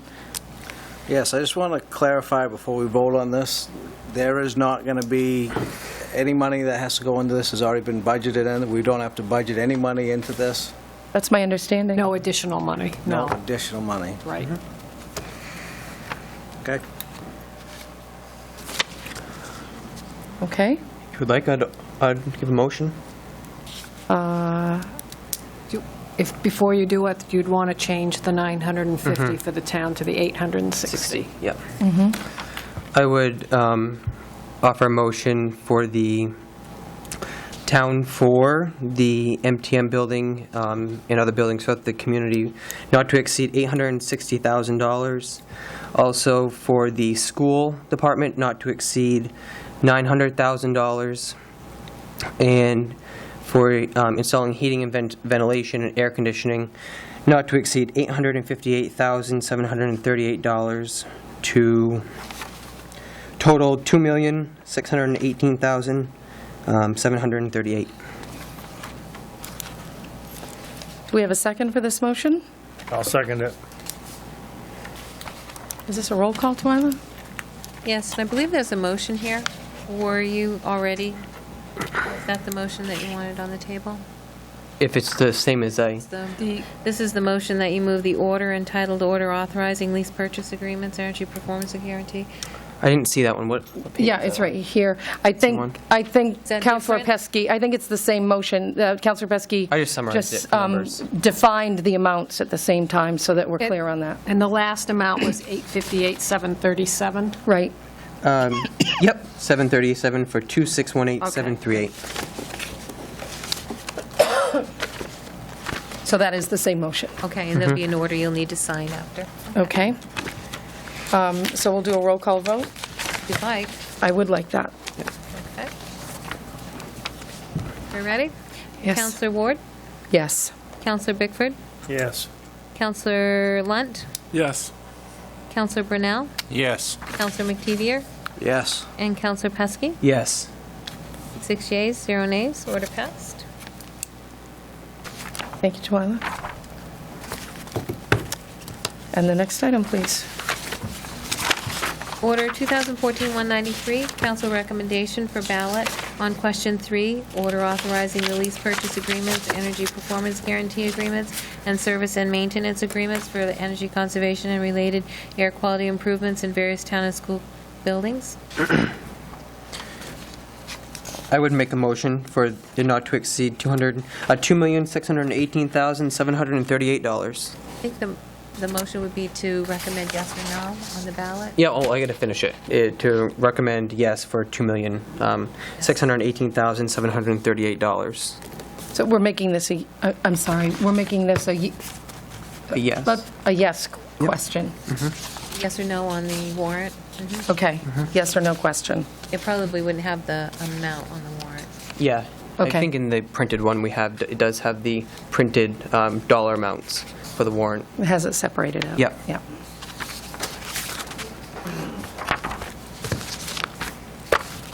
So we have a motion. I'll second it. May we have a roll call vote on this motion? Sure. Councillor Pesky? Yes. Councillor McTevier? Yes. Councillor Brunel? Yes. Councillor Lunt? Yes. Councillor Bickford? Yes. Councillor Ward? Yes. 6 yeas, 0 nays, order passed. Thank you. And the next item, please. Did I go by one?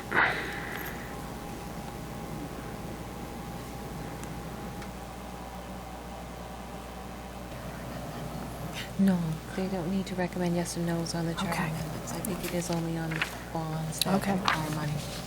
I asked Jody about that earlier. Okay, sorry. That's fine. Let's dot my i's, cross my t's. Okay, so the next item? Yes, please. All right. Order 2014-194, the warrant for November 4th, 2014.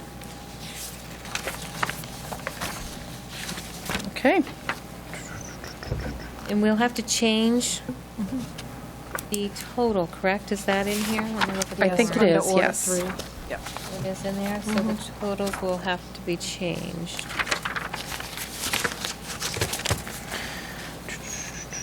Yes, I see Here that it is, now. question 3, to 860. And that's the only one thing you need changed. All right.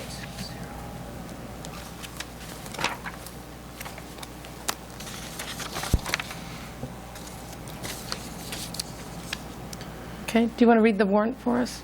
I mean, synopsize. Let's see. The warrant begins with outlining that you're going to have to determine a counselor at large, a school committee, and a water commission.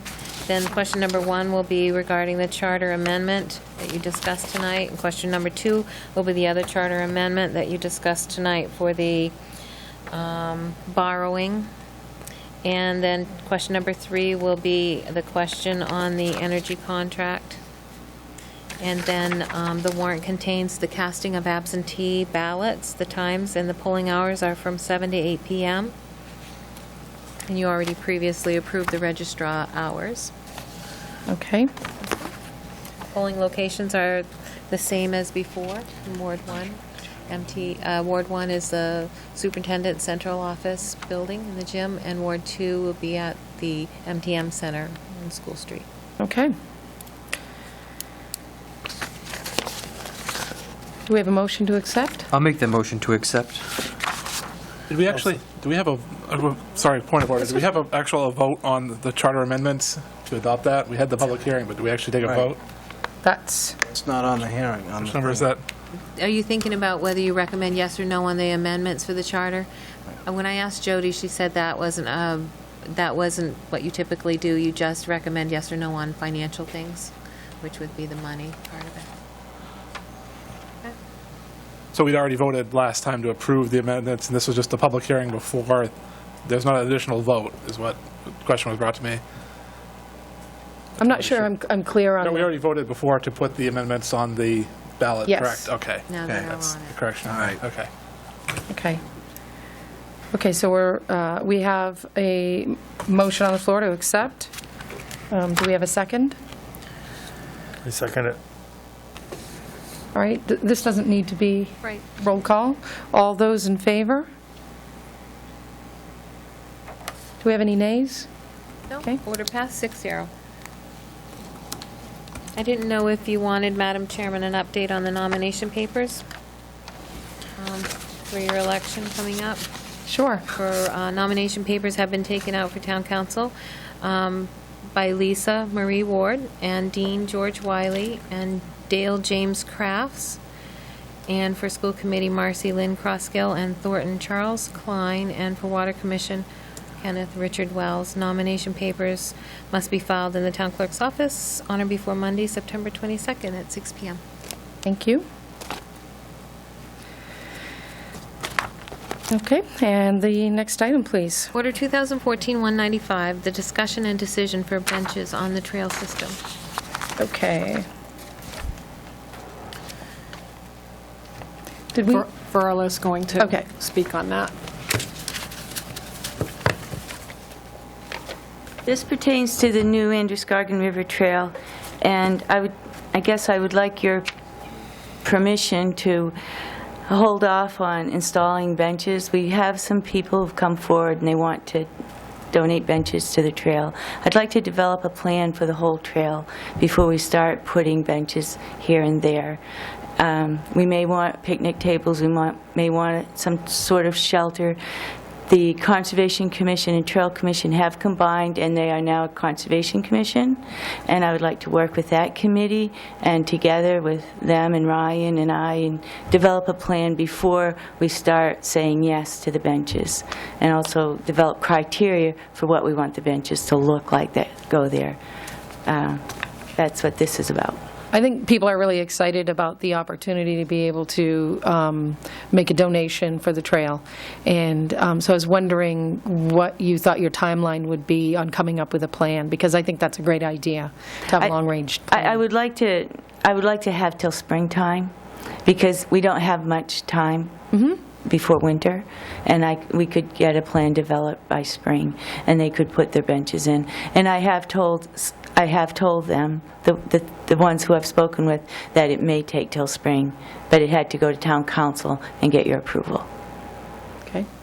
Discussion? Remember, I did attend a couple meetings with the Trails Commission before they had combined, and they were working on a plan of like that you're talking about for the new trail and the existing trails of where they wanted stuff to be and what type of stuff they would like on the trail.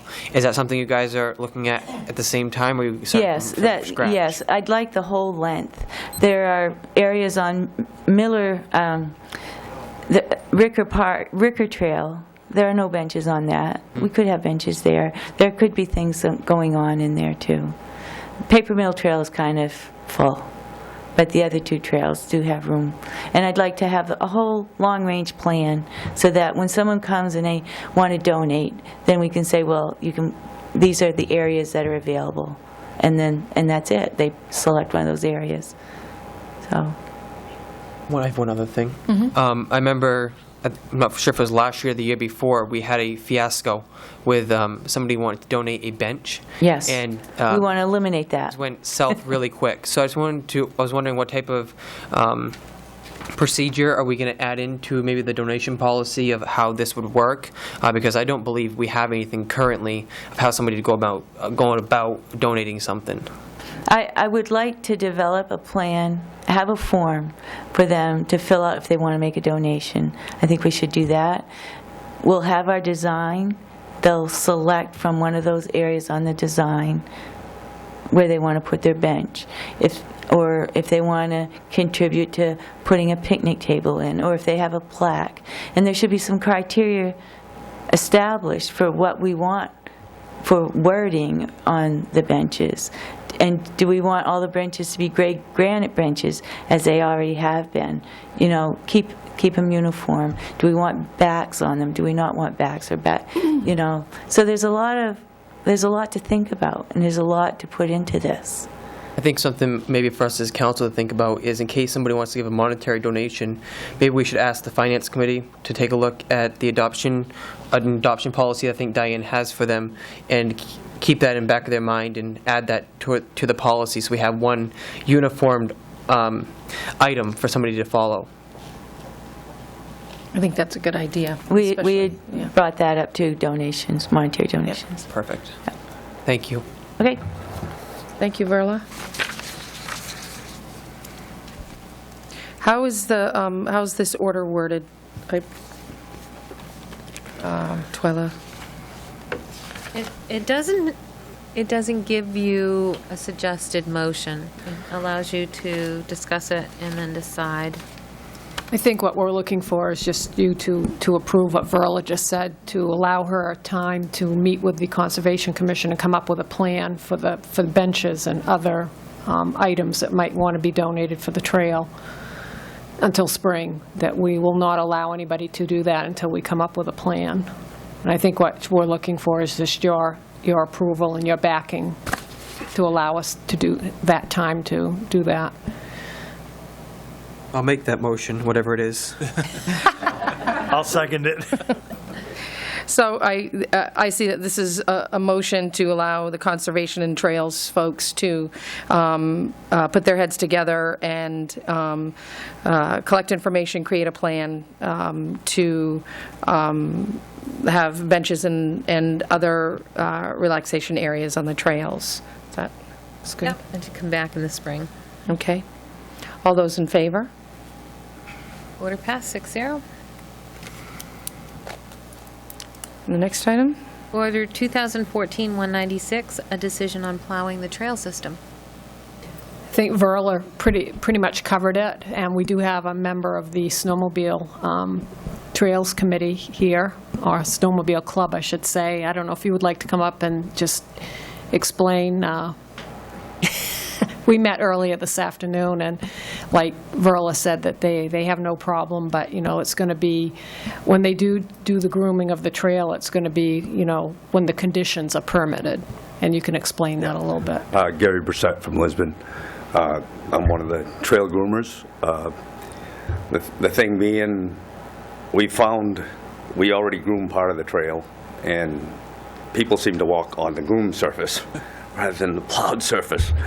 So we think it would be safer if it was just all groomed, and also it would add to our trail system, so we'd be willing to do that. And we're figuring, I guess what it is it seems like a more consistent surface on the groomed surface, where the plowed is sometimes icy or gravelly, or so.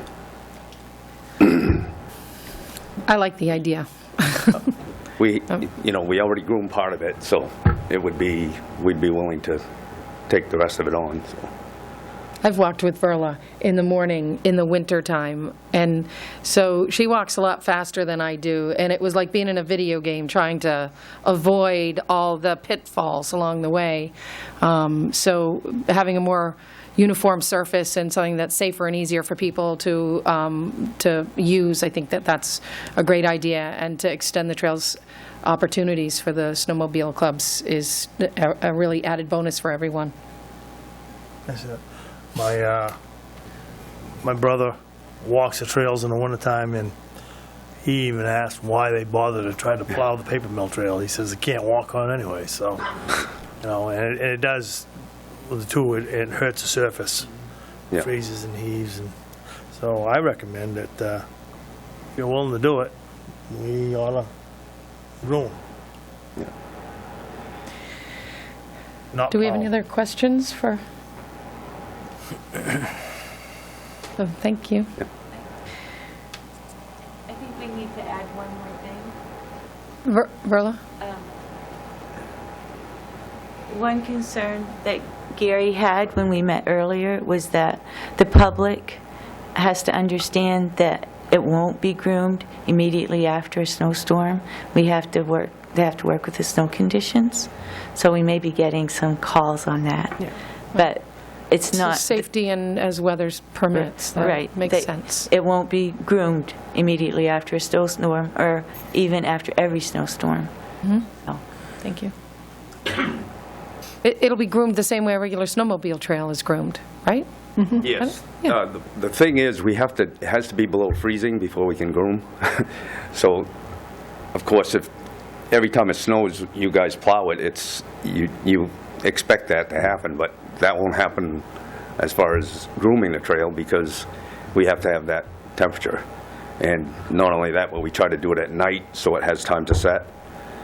And of course, if it's a wet snow, we're not going to go out there because we're wasting our time. If it's a fresh snow, it's going to have to be packed first. So I think all in all, you usually have a harder surface on the groom part than the slippery surface you have on the plowed part. Okay. Well, if it gets some snow on it, then the snowshoers and the skiers can go out and use it.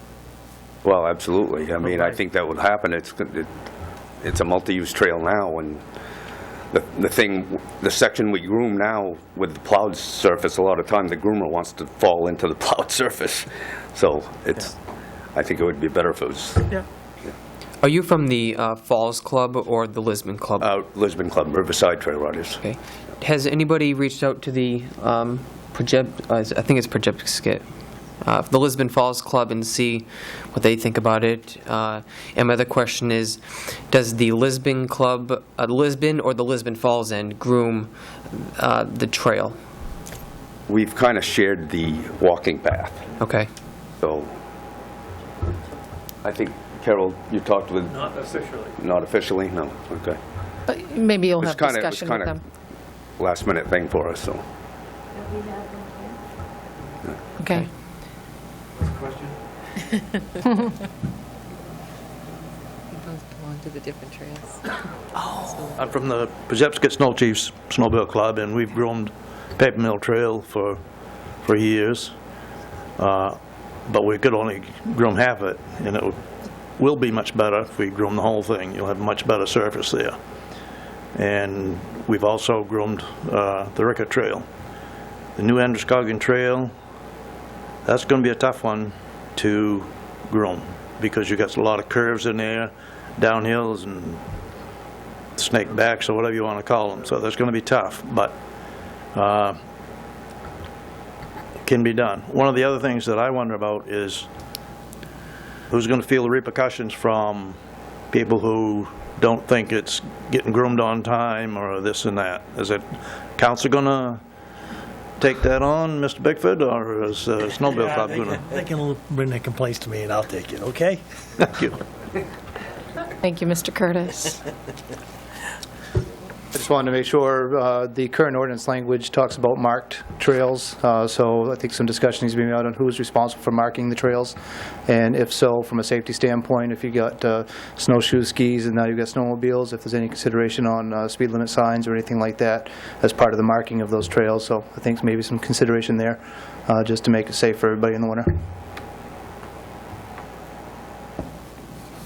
I think that might be a good point to have Public Works look into, see if they can do some, speed limit signs and maybe something to indicate to people, like at the boat launch there, if there's, it hasn't been groomed, and, so people will know rather than trying to walk into it and find out, there's a big snowbank here I can't get into. There could be a, trail closed until grooming conditions or something. I do know from being out there and riding the trails, the clubs are very good, or they're pretty good at putting up signs, and I know there are some recommendations or some regulations on where and how you can place snowmobile signs on the trail.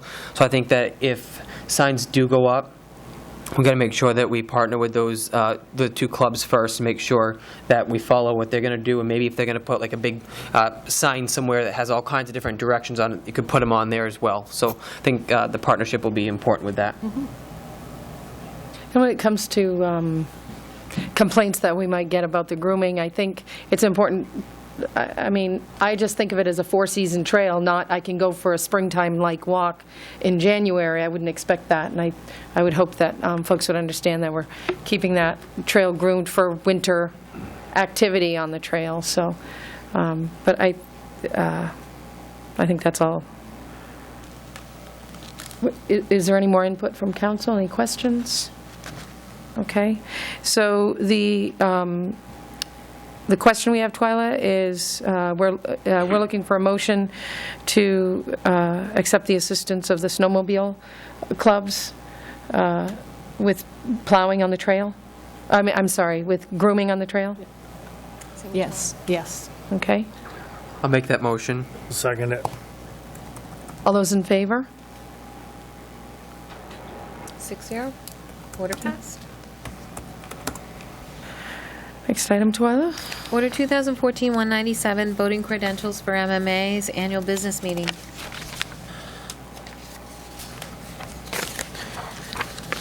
All right.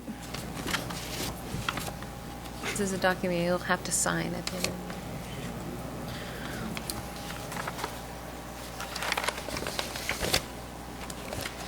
I ain't gonna be able to dig through this stuff. No. I think what this I've is, if never anybody's going to plan to be at the MMA convention, then you can have voting powers. If nobody plans to go, then you don't really have to act on this. Is that correct? This is in Yeah, I case. think I'm already going for the Legislative Policy Committee, so I'm going to be up there Thursday, I think. I guess I'll go back up there on Wednesday if you really guys want to draft me. There we go.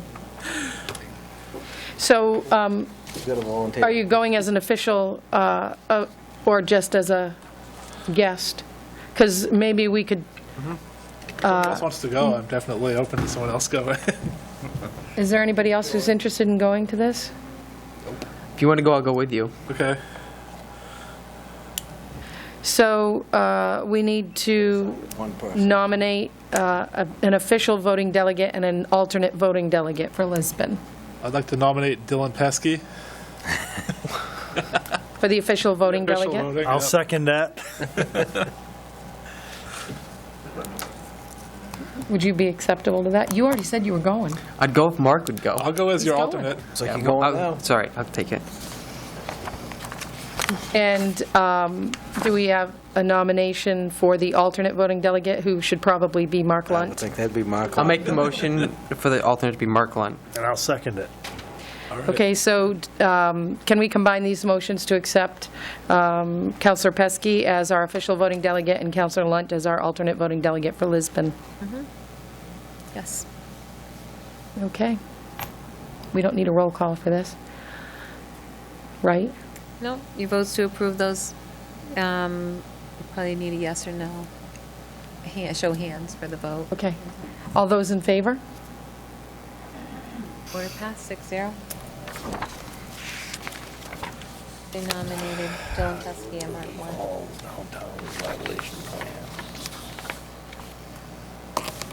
And the next item, please, Twyla. Order 2014-197A, the Lisbon Downtown Revitalization Plan update. And Amanda is here tonight, and I think, Amanda, what we need from you is what are the next steps? I know you did a great presentation on the plan, so what is, that's what you need from me, yeah. Okay. Yeah, this is just the here it is and what's next. And it's kind of, I have some suggestions, but I'm looking for some feedback. So the plan is circulated. The Route 196 committee looked at it last Thursday and didn't really have changes or comments at this point. Tracy posted it on the website today. It's under the economic development page. We're going to look at kind of cross-linking planning and economic development because we've got some things in different places. But the downtown page is under economic development. So we had, well, for the backtracking, the 196 master plan process had a lot of public meetings, a lot of outreach, a lot of meetings. And this one, we had a workshop and a site visit this spring. The site visit was pretty decently attended when we had it in Lisbon Falls on site. But the workshop, I think only a couple of people came. So the question is, we want to have time and ability to get public input and comments on this, but at the same time, I'm really sensing that from the community they're less interested in another meeting about a plan as a meeting about something being done. So I don't want to have unnecessary meetings. I want to have the meetings we need to and allow for people to have a chance to respond and have that appropriate process. But I don't want to have meetings that nobody's going to come to. So one suggestion was that when we would have a workshop, a council workshop, or just a presentation just prior to a regular scheduled council meeting, which would be informative, sort of people could come, we'd do the presentation, kind of get that out there, and then at the council meeting, the council could consider adoption. It's not like the ordinance readings, because it's just a plan, it just is pretty straightforward. For those of you who were on the council when we adopted the 196 master plan, it's similar. So again, I'm looking for your thoughts and input on what kind of process you guys want to make sure we have. I know that Tracy and I, and probably members of the committee, will be looking to think of, in the next couple of weeks, other people we want to make sure have seen this and have any input. In particular, I talked with the committee about, there's the kind of set of maps up in the front section on that kind of identify the downtown areas, page 4 and 5, I think, if my pages are correct. And they identify the study areas, and that's going to come into play when we start looking at grant funding and designating TIF districts potentially, and where to apply grant funds. So I made those outlines, but I'm looking for any input on where lines might need to shift. And again, the committee hasn't weighed in on anything there yet. Also, the sections, the later sections that are just the one on just Lisbon Falls and the one that's just on Lisbon Village. The one on Lisbon Village is very new, and it doesn't have a lot in there, but I don't have a lot to add. I think the general section covers most of the things in there, but we also need to make sure that if more needs to be in there specifically for Lisbon Village and Village Street, that gets in there. So, and the other piece that's not attached to what is circulated is the appendix. If you're looking at the end of this document, it talks about the primary reference documents. We've got this one, which is the primary one, the last effort for the downtown vision, and a number of the walking audits and other reports.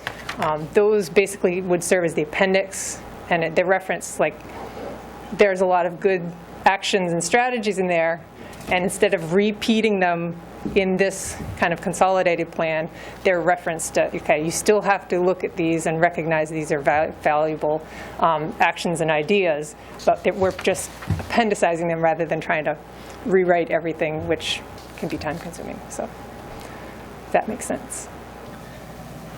So I guess my initial suggestion is we'll try to reach out to stakeholders we know about in the community, downtown folks, and get the word out that the plan is available. We want comments, and place something on the website so that people know where to get comments to. I think it'll probably end up being Tracy who will be the funnel for that, but we'll confirm that. And then perhaps at the next council meeting, if we're ready that soon, if that doesn't seem too rushed, we would just have that presentation 6 o'clock or something like that, kind of go over it, take some comments and suggestions, and then talk about any making some changes and just getting adopted with changes or something like that at that meeting. That's my best offer at this point, but I'm open to suggestions on what you guys want to see. So right now, your main recommendation is that we have a workshop before the council meeting that'll, whenever we're going to have a council meeting that's going to vote on something to do with the plan, that we have a workshop before that so we can flesh it out before the meeting. Yes. Okay. And if it would be more efficient that way, but if you really think it needs to be separated, we can do that and have the actual council adoption and vote be a separate night. My bias is towards put them in the same night, so it's one night for me. Right, but I agree with that. The committee meets beforehand, gets everything ready, and then we workshop with everybody, and then we have the council meeting.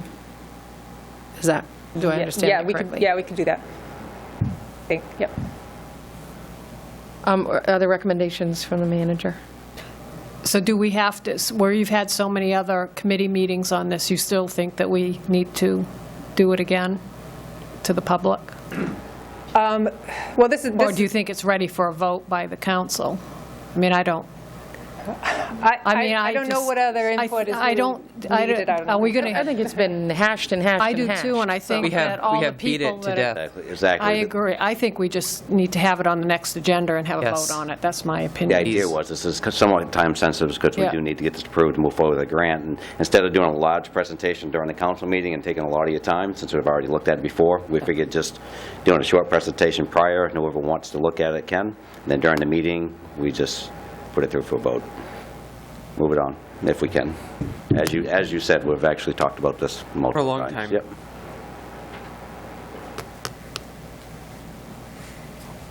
Any questions for Amanda?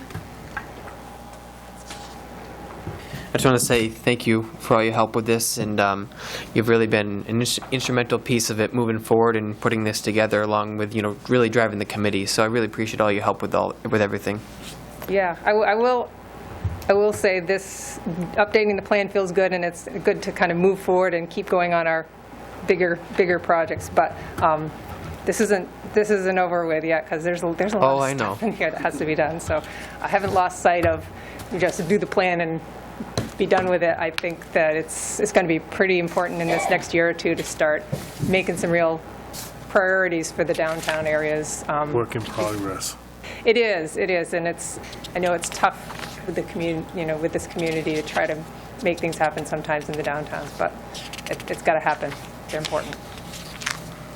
So how does council feel about having a workshop before the next council meeting so that we can? I was ready to vote on it today. I don't even honestly think we need to. Everything is on the website. Tracy's been available. Amanda's been available. I went to the last meeting, and I can count all of us that were there on one hand, excluding Amanda and Tracy. And I think everything's available, so I don't see why we need to go over it again. I'm prepared to vote tonight, but I just want to make sure the rest of council is on the same page. Yep. We don't need another workshop. Although we appreciate it, Amanda.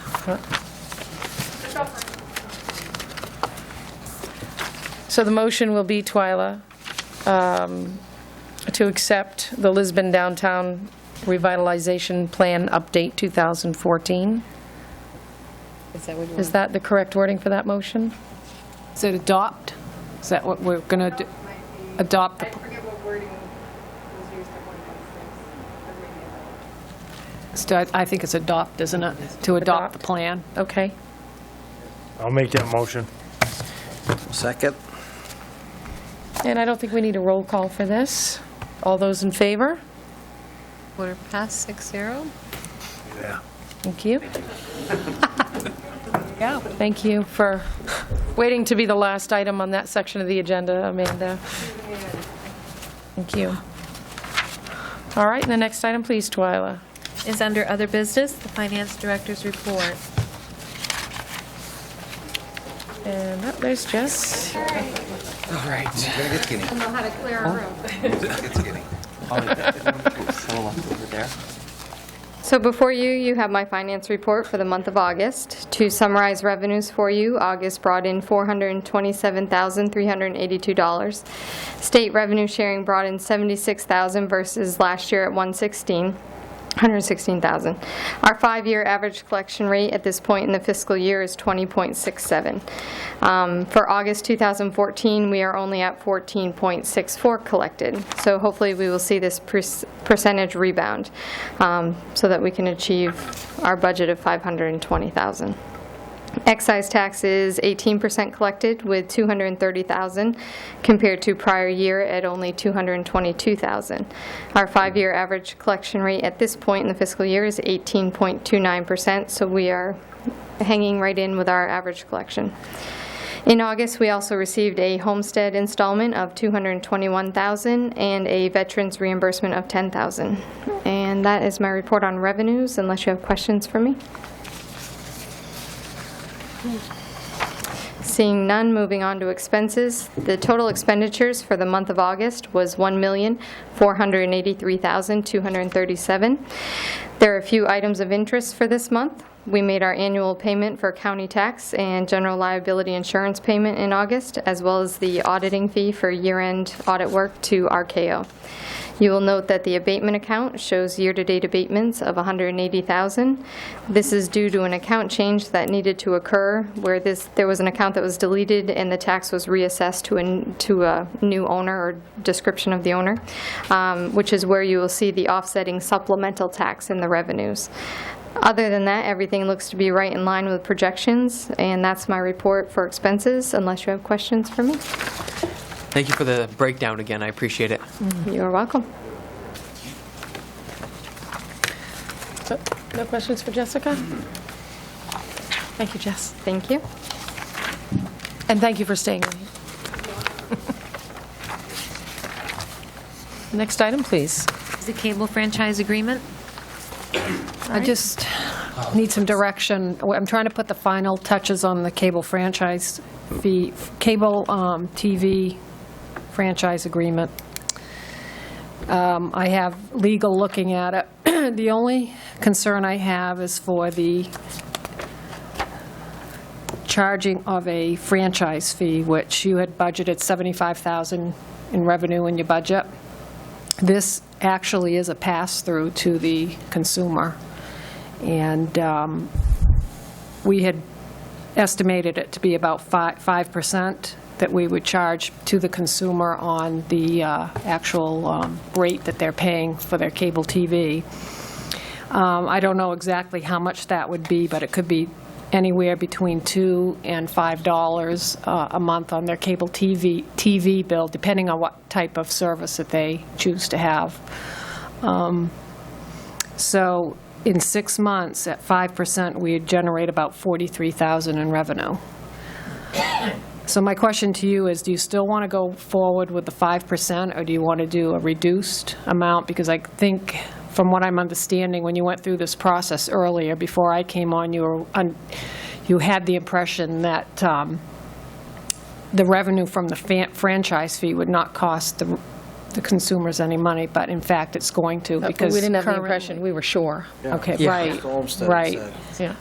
But right now, the current contract that has expired does not allow you to charge a fee, a franchise fee. Therefore, they're not collecting it from the consumer. So this would be something new, and they would be charging the consumer. So I guess I need to know, if you still want to do that, we have $75,000 in revenue budgeted. We haven't collected any revenue yet because we don't have the franchise agreement signed.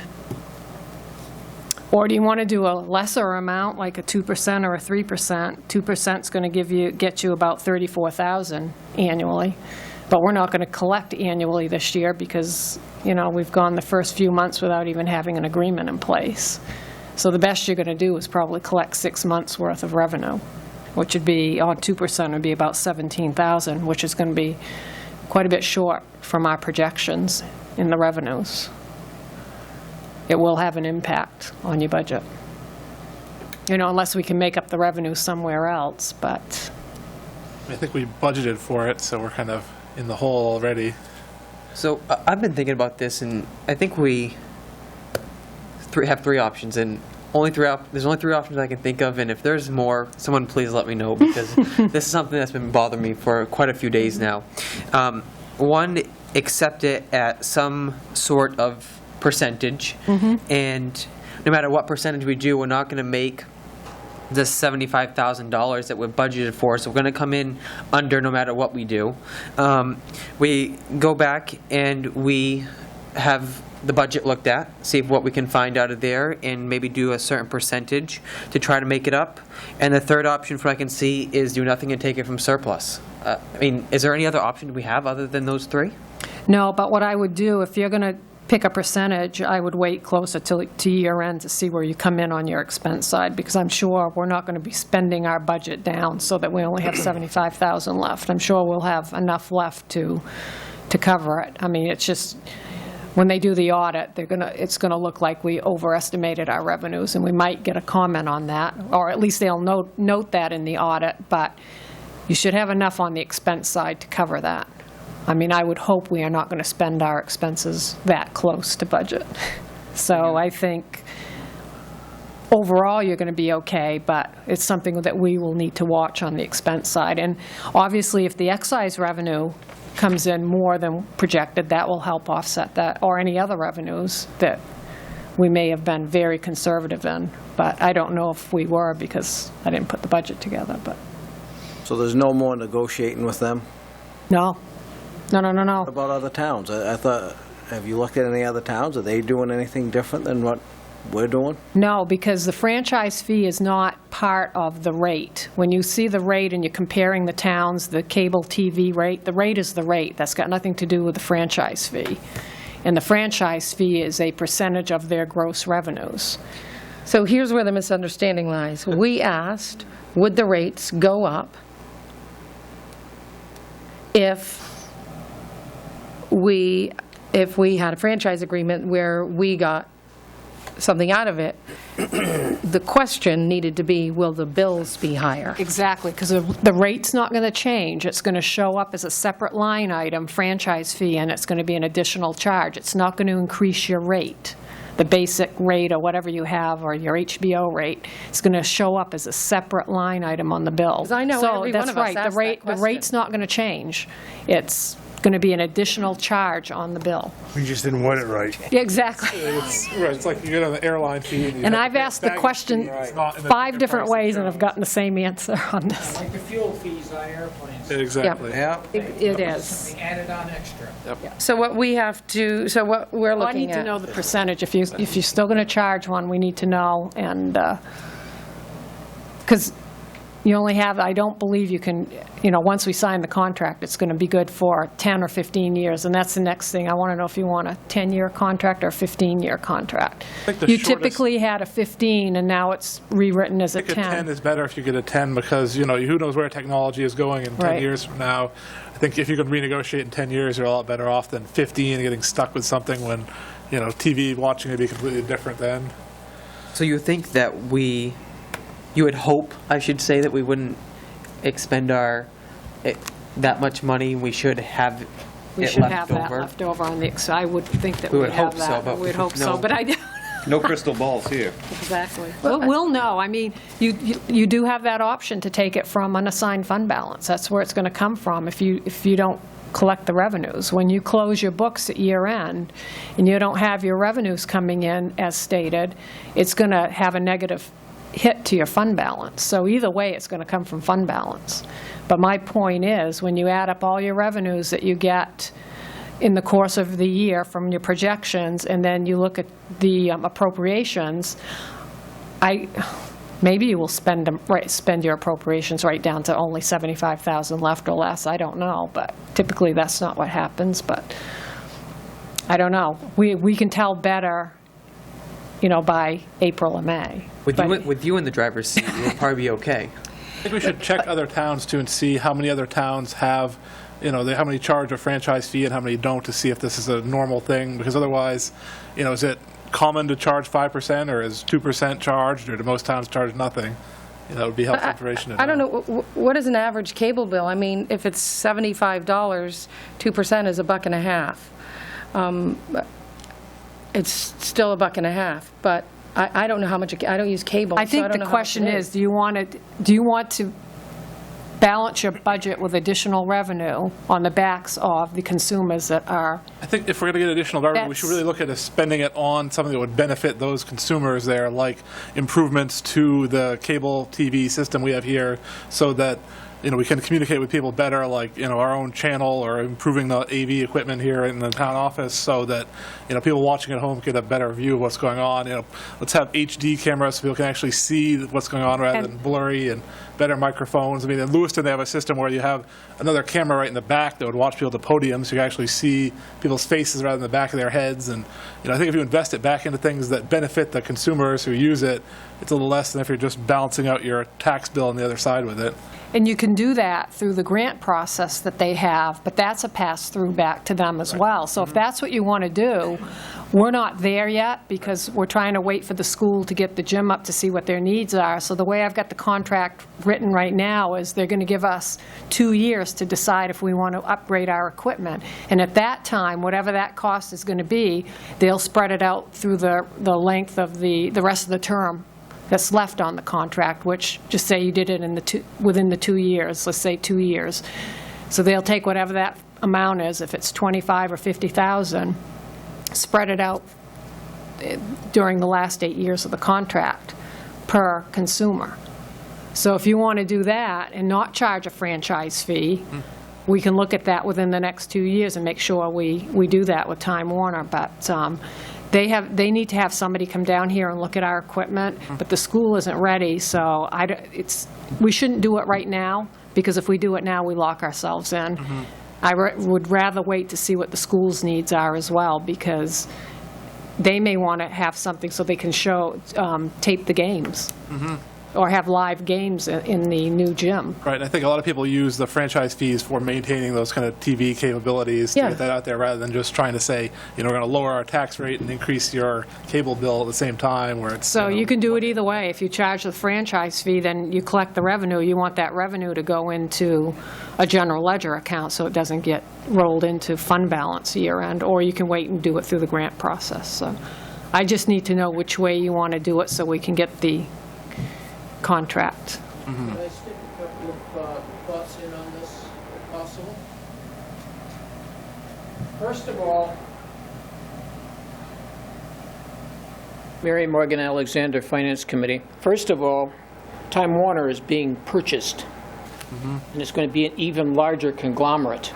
So there's a time consideration there. And two, overall, if you've been watching the stats, people have been going off cable TV. They're saving their money, and they're going either to over the air or on the internet. Two, the cable company also provides telephone service and internet service. So this is a big stew pot here we're dealing with. So the loss of customer confidence and the fact that there's going to be two fairly large cable companies become one conglomerate. In other words, you deal with us or you don't deal with anyone. Those are the factors that you also have to consider in your equation. The franchise fee is only on the cable, it's not Right, on it's the on the internet or the telephone. Chairman Ward, can I Sure. speak?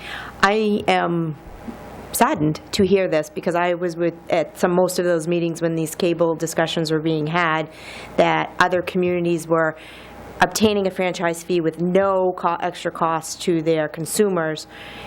Is there any way we can get that verified by other towns, by seeing a bill, or, because it was completely presented to all of you and the public that it was a fee that we were missing out on with no repercussion to our customers because they are providing service for the town of Lisbon, period.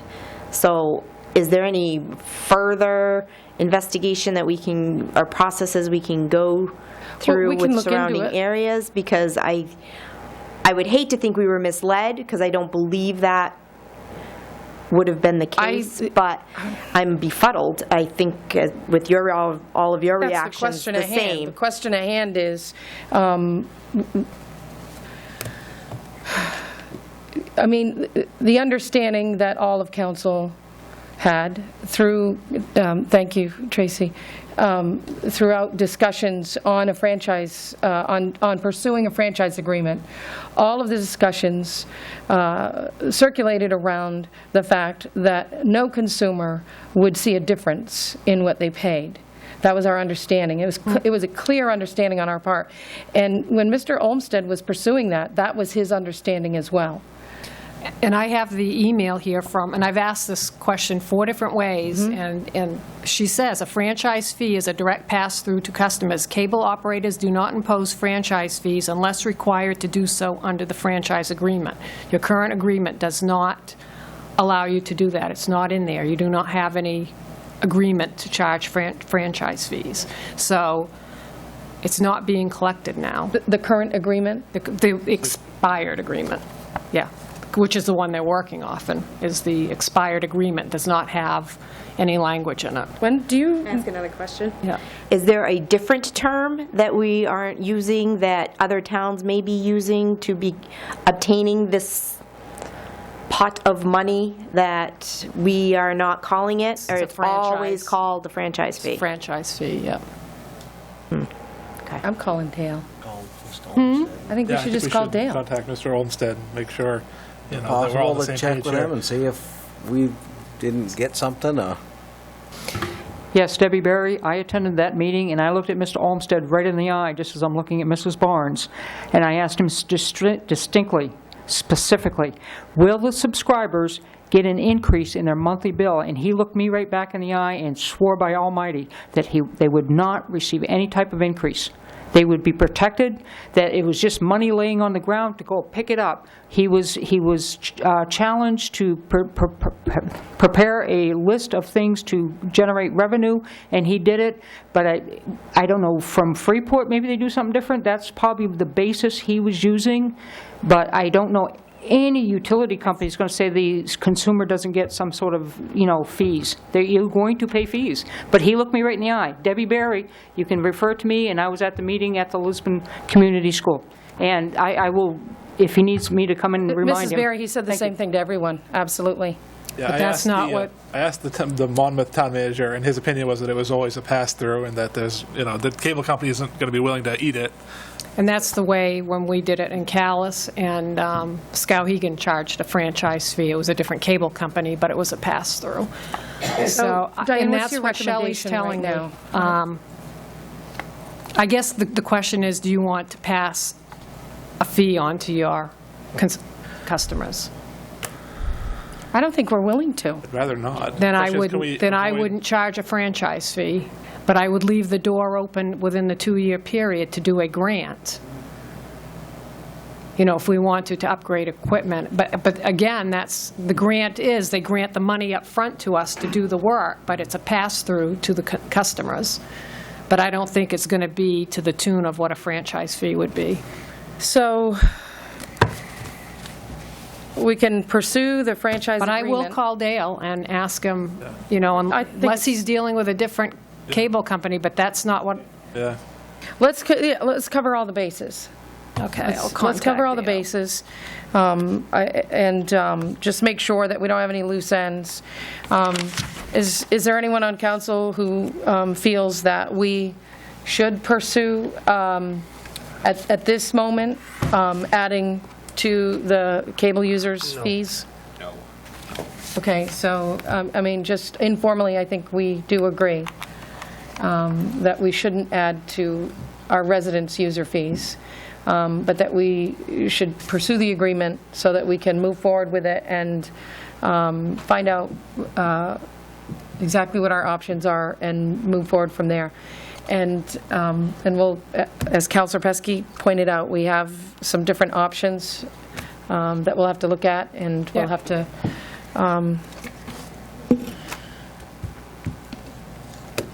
work it out.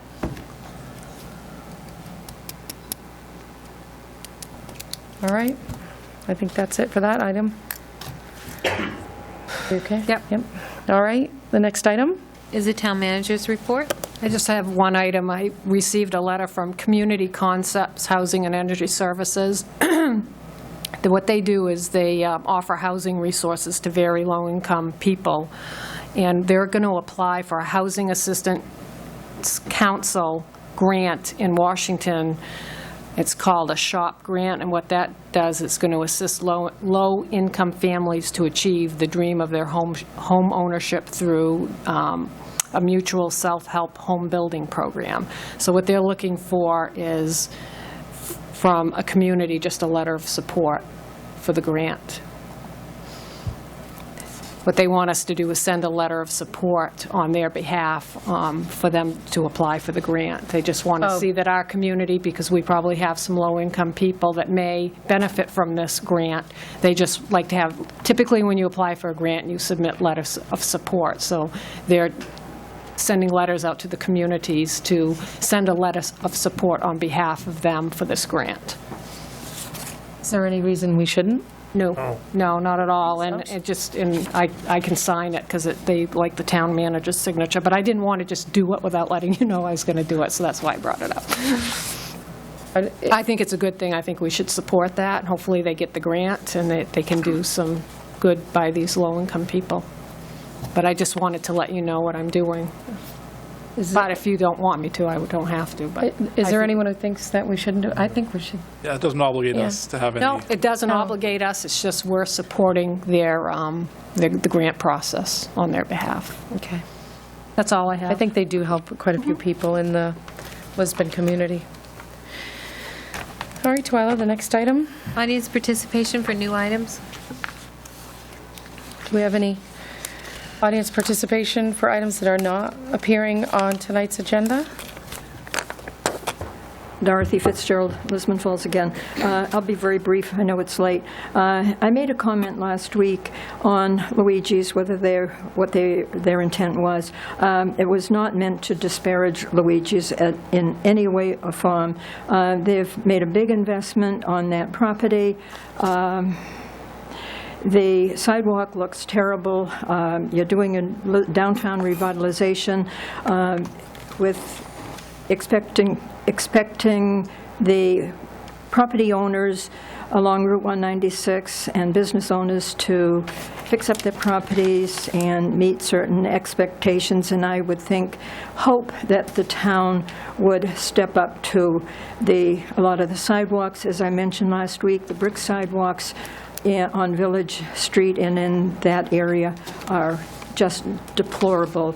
Let's give Luigi's and any business would like to come to town or invest in their property, let's give them a reason to do so, to be hopeful that the town is going to step up to and maintain the sidewalks and the roadsides. Thank you, Mrs. Fitzgerald. Do we have anyone else? Yes, I have. My name's Richard Nettle, Lisbon Falls, Maine. I have a few things here.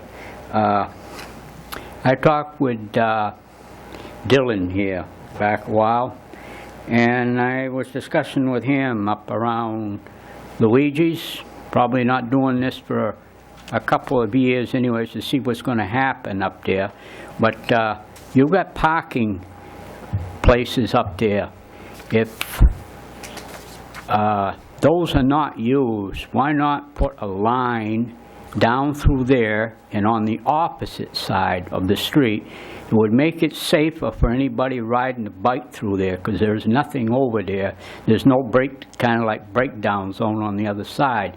And it would make it easier for the bus driver who needs to pick up, if there's a person living in those apartments or around in that area that's handicapped on his, when he uses the lift over there. It would make it easier rather than, you know, having him have to pull inside the parking lot over there where those apartments are.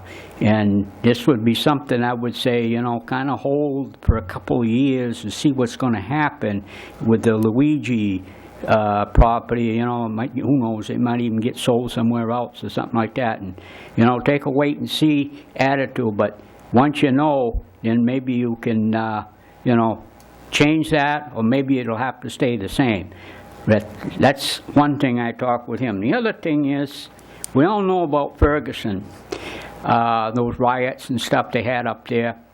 And this was kind of pushed around on television. And if we could get a grant, if it's possible to get a grant for this, have every police officer, if, you know, with Chief Brooks and his men, if they're willing, a camera on their jackets. This would not only help them, it will also help the public, and probably even bring down the crime, if the whatever crime rate we have here in this town. It's something to think about. And the other thing I just happen to think of, this bridge is going to be built. Now, when is that supposed to start? Is that supposed to start end of this year, or next year, or in the spring? Does anybody know about that, when that new bridge there, they call the Durham Bridge, going to start? When they're going to, the state's going to start constructing it? Thanks. Bye. Thank you. Debbie Berry, Lisbon Falls, Maine. This information was put on my bulletin board out here, my taxpayer bulletin board. Now, Angus King is an elected U.S. Senator. He has his own personal money where he has offices, and we spend $2.5 million per office for him to do constituent services at that location. If he does want to use these offices here, he needs to reimburse us for their time, because constituent service means him and me face to face, not me and a staffer.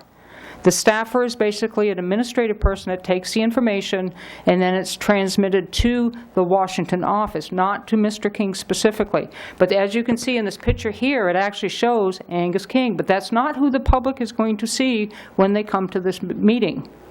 That's misleading, very misleading. That's not integrity in my book of it, if you will. Number two, I'll have to stress again about political advocacy of municipal employees. Really has to stop.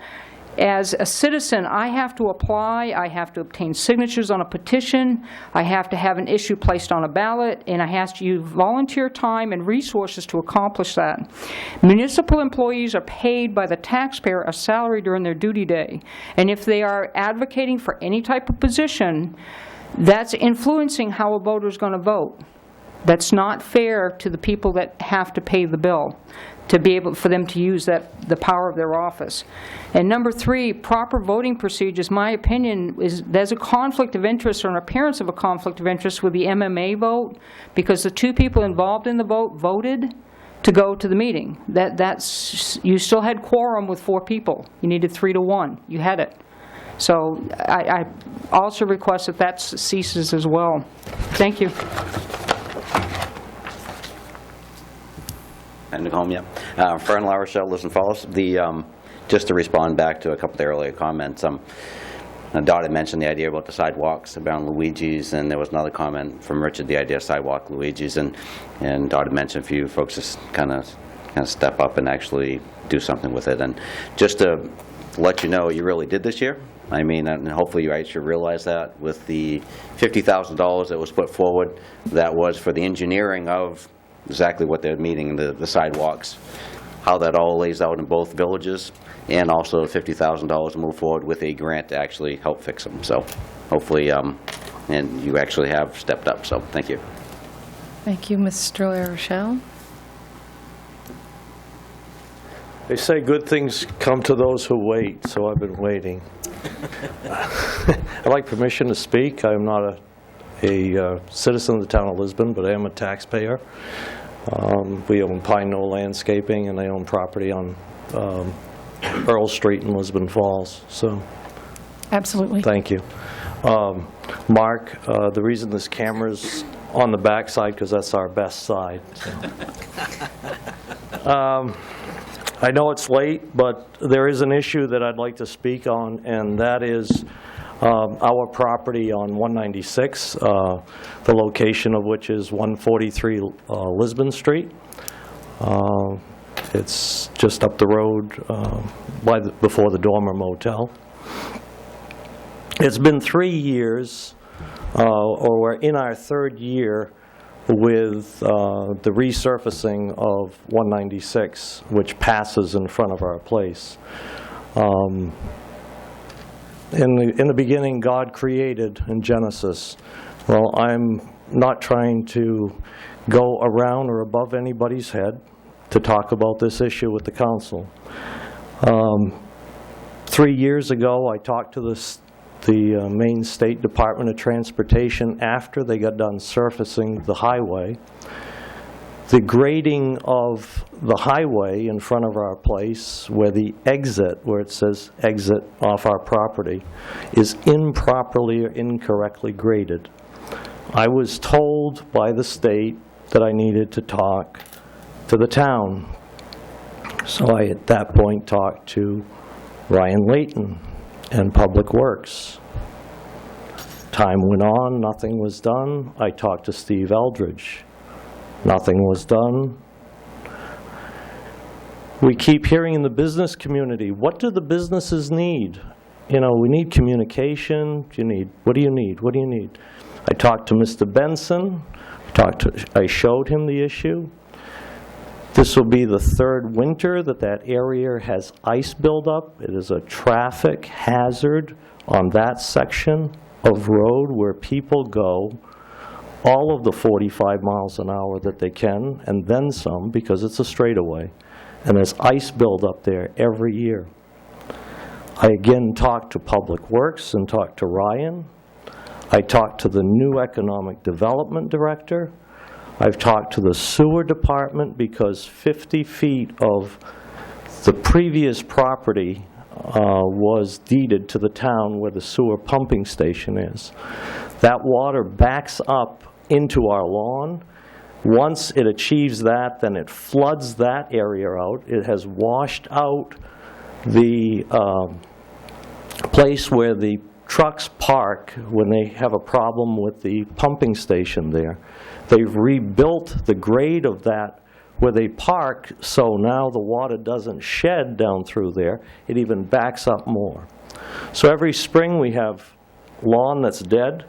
Along the highway, we try to make the place look nice. I backpack blow the sand after every storm. And it's not just on big storms. Today I was at the shop, and I only wish I had my camera to take pictures of the rainstorm we had today. The water's all backed up. Not to the point of right into the road as it does when it's a bad storm before it does run off. But it's a hazard in the winter, and it's a hazard during a rainstorm if somebody's passing. They get caught up in that water, and they'll hydroplane right across the lawn, and we all know we've had our share of accidents up on that section of the road. So, I come to you as, not going over anyone's head. I just feel that 3 years and all of these people, and nothing's been done. So, I think that coming to the council, seeing if we can't get some sort of resolution, some sort of plan. I know it's going to take some money, it's going to have to be fixed, but, just yeah, okay, George, yes, George, yes, George. You know, I'm a pretty patient guy, but coming on 3 years, it's getting a little ridiculous. And the other thing is, yeah, the property's for sale, so why should I care? Because that's been our property for 12 years, and I don't want to pass this problem on to the next person who may buy this and come before you, or they may not even really care about it. But I really see it as a public safety thing, and secondly, it's just, you know, it's just backing water up into the property. It's late, and I do appreciate your attention, and thank you. Thank you. Do we have anyone else before I move forward with the next item? Council response to new items? I think council ought to recommend to Diane to try to get the problem fixed, not just to look at it. Yeah, and George, you said you spoke with at the very beginning, though, the very first people you talked with were the folks who did the road work. I talked with DOT. The DOT right after they did it, like, they were working on the shoulders at the time. They said it's out of our hands, now it's the town's. That's typical, huh? Yeah, it was typical. Let me follow up on it for you. This is the first I've heard of it, so I'll, And Diane see what does I get back to people I do, so far. I do. All right, Yeah, that would we'll be see if great. we can find a solution, but I'll follow up with I'd it. just like to bring some sort of resolution to it before the property does get sold, or if we still have it through the winter, that this isn't another winter that whole area goes through an ice buildup. Mhm. Well, thanks for bringing it to our attention. I'm sure very few, if any of us, knew about it, George, so thank you. You want to make sure Yeah. that gets taken care of? I'm sure it will. Okay.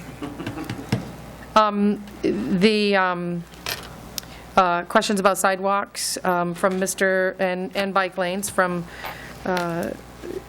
Dot and Richard. We appreciate those comments and that input, and I think Mr. LaRochelle responded to them a little bit, but there are plans for improving in terms of sidewalks, not just the one on Davis Street and Village Street, as Amanda pointed out earlier this evening, is also an area that we want to make sure that we don't overlook, so we're definitely looking at those areas.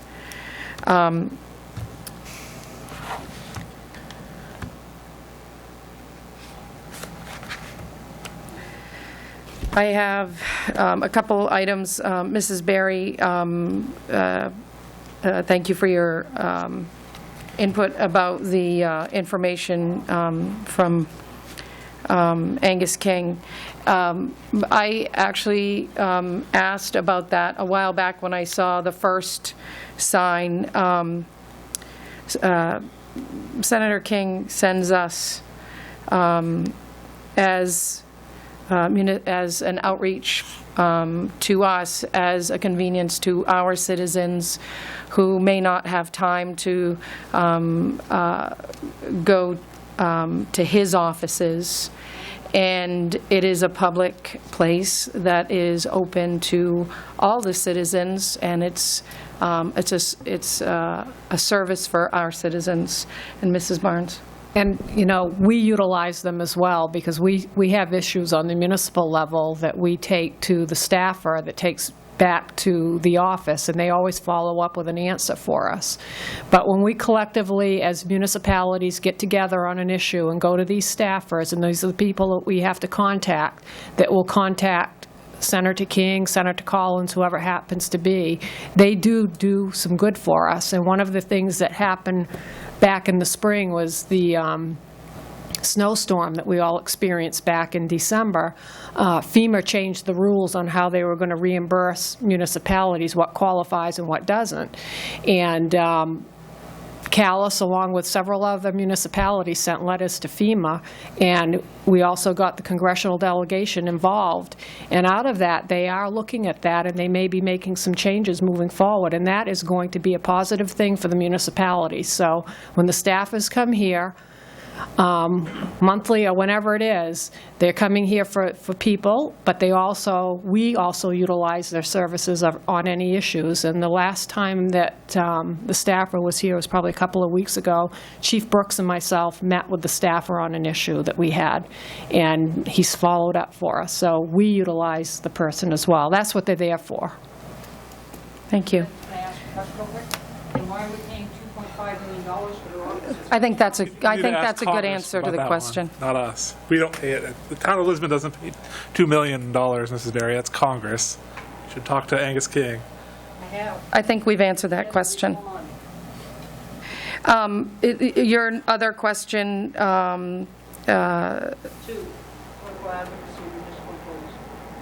the other question that I'm going to answer right now is your question about proper voting procedures. Every member of this council is a voting member of the council, and just as when we go to the polls and can vote for ourselves for office, we can do the same thing at this table unless the remainder of council decides otherwise or finds fault in that. That was a council decision, and it's a council vote, so it is completely proper, and it is within our rules to do so. In terms of municipal employees advocating for political issues, if you have an issue with any individuals in this town office doing something that you think is outside what they should be doing, then the appropriate thing to do is to inform the town manager exactly who it is and what it is, and that's a personnel issue, and that is her, that's her job, not ours. No. No. No, it's a personnel issue. Mrs. Berry, you have the answers to your questions. This is not a conversation. You asked me a question, I answered it repeatedly. That's it. We're getting late, and I'm tired, and I've answered your question.